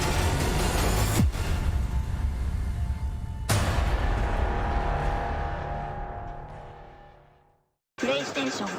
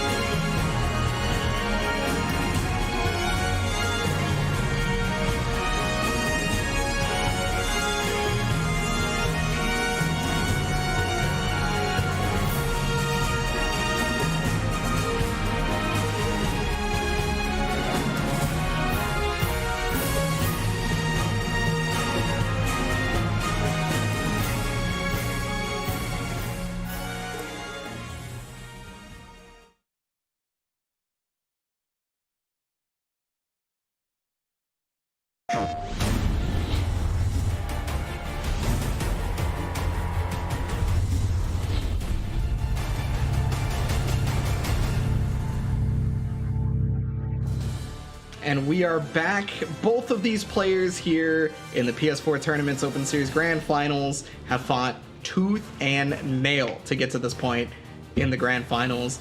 And we are trying to figure out which one of them will be crowned champion. Will we have a repeat here for Rufus, or is B-Boy Skyzo going to take down our king? Beautiful. You love to see it. Rufus has only lost one of the weeklies. Everything else has been a W. Pretty evenly matched. Skyzo did participate every week. Took some L's, but a bit more seasoned. Neither one of these gives the advantage or the upper hand. I would just say you got to have faith in the champion, Rufus. He's special, man. This is what it is. This is his domain. And if anybody's going to take it, I think Skyzo can, but I think he needs to be a little bit more aggressive in his offense. The defense is solid, but it's that level of conservatism is just not, like, Rufus's offense is too strong. You got to meet him, not at his level, because if you play at the same speed as him, you're going to get smoked. But bring the gap a little closer so you have a bit more control in the back and forth, because remember, Skyzo has to beat him in 2 different sets. So a major uphill battle for sure. Yeah, it definitely looks like a major uphill battle when you think about the winner's finals set, right? Because of how strongly that went for Rufus. That was it looked very difficult, and it looks like an uphill battle with the chat too. Is Rufus is with 77% of the vote for taking this one, which, I mean, hey, that's a pretty fair assessment, especially after the winner's final set. B-Boy Skyzo has shown excellent prowess in other matches. Absolutely, has been incredibly strong. Has been pretty good at the game plan aspect, but it didn't look like versus Rufus specifically he had the same game plan. You're talking about how there's just not enough aggression. There's obviously the defense is very solid. Oh God. But the not enough aggression comes from the fact that I wonder if he really doesn't have the specific game plan knowledge of versus Taki that he needs. Well, this is why we're here. You fought to get to the top and not show up to the finals unprepared, so hopefully he can take what he learned from the first time around after getting smoked in winner's final and apply it evenly here. Or else it'll be curtains, man. Speed run Rufus, the ruthless one. In, out, give me my money. I'll see y'all next month. You love to have a motto like that. Love to have a motto like that. Well, we're going to find out if that motto hangs true here as we get into the first game of our grand finals. Rufus on the winner's side. 2 sets need to be won for B-Boy Skyzo. Man, not a bad start to begin with. Here's a few dunks. Huh? No, I tried to grab you. That's what happened. All right, right back at it. 1 button at a time, playing it safe. Oh, and the jumping low. Again, yeah, that's so tricky. Anytime Taki leaves the ground, I get mixed up. Because Rufus has shown so many options. Yeah, I don't know if the mix-up is going to be needed, as the damage output was pretty big on that lethal hit. However, B-Boy Skyzo back with the life lead right now. He's got it going. Oh, okay, there's the big launch. Life total's even back up. There's the possession throw. Boston Crab going to finish it off. That's so good. It's so good. Diving in, stance, grab. What's up? Like, you're looking for everything but the one option that kills you in that sequence. Yeah, I think that goes back into the part where his defense is so good but not his offense, right? And because his offense is not really as active, he's allowing Rufus to do empty super jump into stance, into possession throw. Like, that's a lot of stuff that you have to allow your opponent to sit there and do. So there's maybe just a bit too much respect. Damn! All right, pushes off. Wants nothing of the follow-up damage that comes with the sidestep, but blocks just to play it safe in case he got the helpful hitbox. But right quick, wait a minute, just a tip again. So much that needs to be accredited to his spacing. Skyzo's just sick, man. It's fantastic. Oos, oos, oos, cut, slice him up. Oh, okay, right back at you. Close off. It's a little too hot. Oh, and then the ring out right there. The wall was not enough to help out. Yeah, the initial kicks gave the bounce off, and you can see Rufus make the slight adjustment to push Skyzo exactly where he wanted him. And you couldn't even see it from that angle, but he was just aware that it was enough to do the job as Sophie just slides into the pool, right? It's unfortunate. So tries to get away from the wall. Maybe the pressure is just a bit much. Rufus wanting to also be able to put on his own pressure because he is on game point right now. Any pressure going is going to be real good pressure, especially now that the low hit. Yeah, and that was very interesting there, right? In that sequence, Rufus did the flip, and Skyzo sidestepped it and refused to throw out a punish in case the follow-up came with a wonky hitbox and stayed safe. And then Rufus went to the exact same thing again. And this time Rufus stepped and went to punish, but got hit by the wonky hitbox. So he knew. Welcome to the And stage yet, still and true, it did not work out in his favor. It's going to go down 0-1, and Rufus is going to continue that streak against Skyzo. Again, remember, Rufus is the man. I need money. I'm here in the finals. Let me get here. I'll see y'all next month, right? Looks like more of the same. Can anybody put a stop to this reign? All right, he'd be back-to-back champion heading into, you know, potentially the last, not potentially, but the last two finals of the year, and it could get ugly quick. Let's see if Skyzo can stop the bleeding. Let's see if he has any more casts left. The bandages won't do it this time around. I don't know. I think Cass get pretty bloody too. I think he's gonna have to look for some surgery at this point, become a whole new person, because it is looking real difficult to make things happen versus Rufus right now. Damn, not the whole new person. Oh my God, gotta figure it out. Switch to names. Can I tag in a sub, coach? Can we 2-on-2 this man, Rufus? Can I summon Keeve from the dead and say, yo man, play this round right quick? Oh, full on blockable to the wall. Wait a minute. Is he dead? That is crazy. Oh my God, okay. No. Didn't get the third wall. Definitely would have died from that situation. Let's see what the mix-up is. And the jump empty into the mid. You love to see it. Rufus, again, never shaken. Never. Never. You cannot shake this man. You can only get 2 wall hits in a combo. But I remember that when that move is back turned, the subsequent move that that Sophidia does afterwards is supposed to lethal hit. So I'm wondering why it didn't lethal hit there, because I thought there was more to that combo.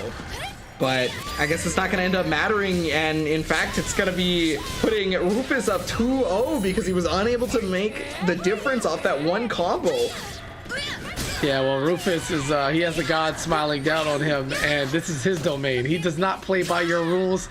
He does not care what was supposed to happen, right? He gets up, he does a thing. Give me my money, I'll see you next month.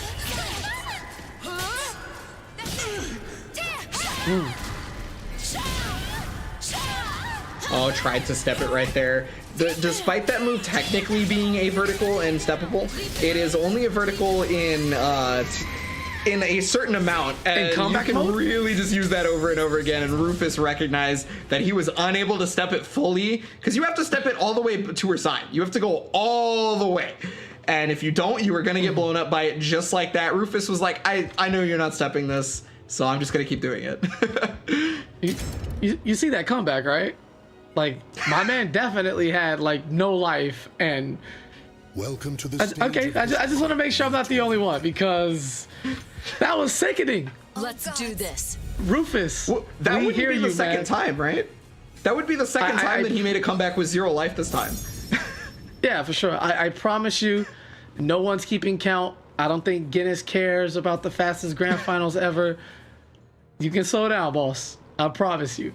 But, you know, he's only outdoing his own performances, and wow, man, Rufus is just an absolute monster, and without question, if he can just show us more of the same here, this is certainly his domain, and we are all just spectators in it. Oh, well, B-Boy Skyzo's life bar is about to be in spectator mode after a round start lethal hit into double seal. He's working towards that lethal hit condition, and he's also getting big damage on top of it. The step right there to be able to get out of the auto GI, but a step of his own from B-Boy Skyzo. You know how I feel about this stage, so I'm holding my breath at all times. The minute I'm able to see the rock, the formation of the rocks, as soon as I'm able to see that, I am shook. All right, beautiful there. Right there, nice. Okay, protect. Oh! Oh, Yeah, it's got enough. caught low right there. It's enough. Fight. Battle 2. Fight. Okay, so first round of Rufus. I mean, his steps are looking amazing. He has stepped all the big stuff, and he has punished the proper way after every single time. He now has the lethal hit on deck from the seals. Yep. This is, I mean, it's if there was a bleed, yeah, he went for it. He even went for it. Yeah, of course not. I mean, you think I'm 100% going for it in that situation? You had no options. Well, I mean, hey, it would have won him the round, right? It would have got him the ring out. Everything would have been Gucci. But fortunately for him, B-Boy Skyzo recognized that he has that lethal hit. Oh, the step on the break attack. But a break attack of his own, that was expecting so the risky. That was so risky. Okay, well, you know, sometimes risk wins you games. Sometimes, you know, you got to take that risk. Yeah, no, absolutely. Absolutely. Okay. The Twin Angel Step A plus B is going to finish it off the whip punish. 1-to-1 in rounds, looking a little better for B-Boy Skyzo. He needs everything he can get at this point. Oh, there it is. Yep. Just loading everything here now. I mean, this is for this map, it only being 1-1 round at this point is like kind of surprising. It hasn't been as crazy as previous months here in the open finals, but nice follow-up, staying close. Yeah, it was definitely a really good call out on those up kicks. You know, a lot of people usually have trouble dealing with that, but immediately anti-airing them. And then I think he's starting to catch a little bit more of Rufus's timings. He's going to get the throw here. It does get teched on the secondary one, but that puts life a lot closer, and a comeback is completely impossibility. Yeah, anything that gets whipped is going to be a CE punish. 7 seconds on the clock. Rufus allows him an opportunity. It should be enough. Oh, one read, and wow, singular hit. The skin of his Back to... Yeah, I love it. I'm not sure if he could have just done a CE after the launch from the 66P, but listen, man, we're not going to ask the questions. We're just going to report all the scores as B-Boy Skyzo shows signs of life here, going up 2 rounds to 1. Yeah, he's got to fight a 2-bar Rufus right now, and he does have the life deficit. Okay, this has been teched every time, and it's going to keep getting teched. Every time. Okay, whoa, okay, time to die. I got you. Yeah, coming right up for you as Taki calls it out herself, and B-Boy Skyzo. Oh, wait a minute. Don't let me on the board just yet. Here's a soul charge pop. All right, what's it going to be? Defense. Play it solid. Trying to run it out. Okay, meets him in the middle. Not quite the best idea.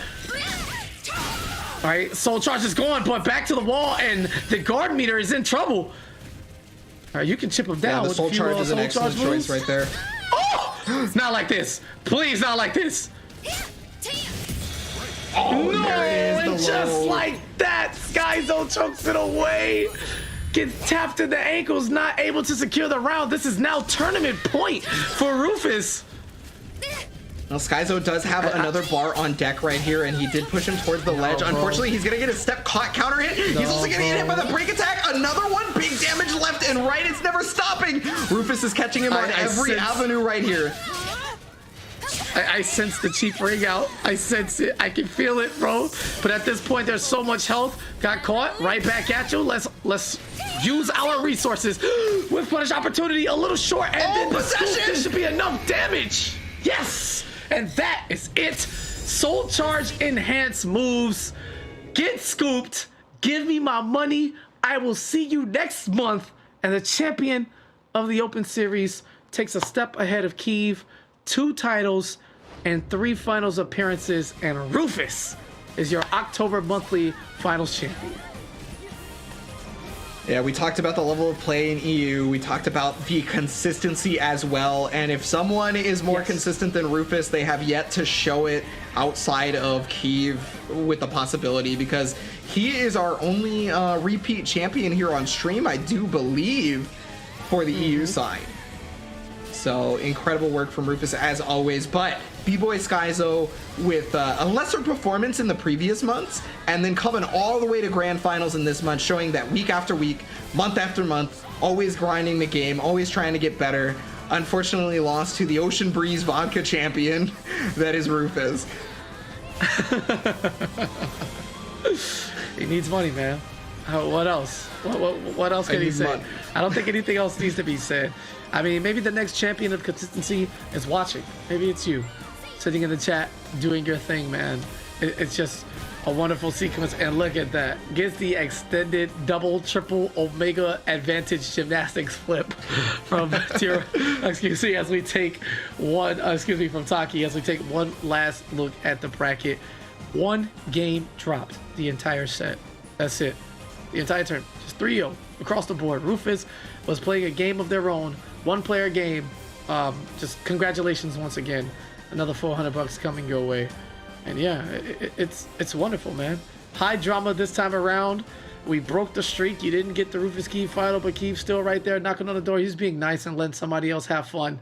And take advantage of it. For no charge, no price at all. $0, £0, zero rupees. You heard?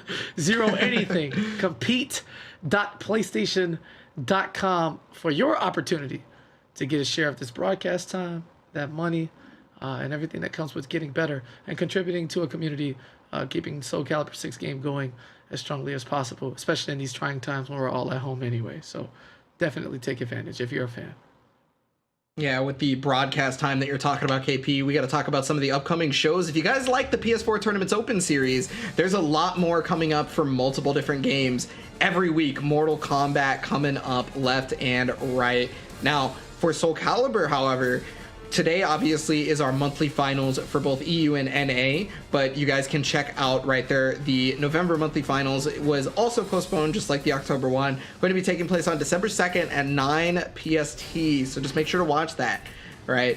I know we're done here with the EU side of things, but you guys want to stick around at 2 p.m. PST for the North American monthly finals. Every month it has been just as strong as the EU side, and I believe that this one will be absolutely no different, so make sure to stick around with that. Yeah, I agree. All right, boss man, y'all have a good time. Y'all be safe, man. Take care of yourselves. If you love somebody, please tell them so they know. You might never get the chance, all right? For Ebonic Plague and KP, I'm out. Until later. We'll see y'all in a bit, all right? Stay safe.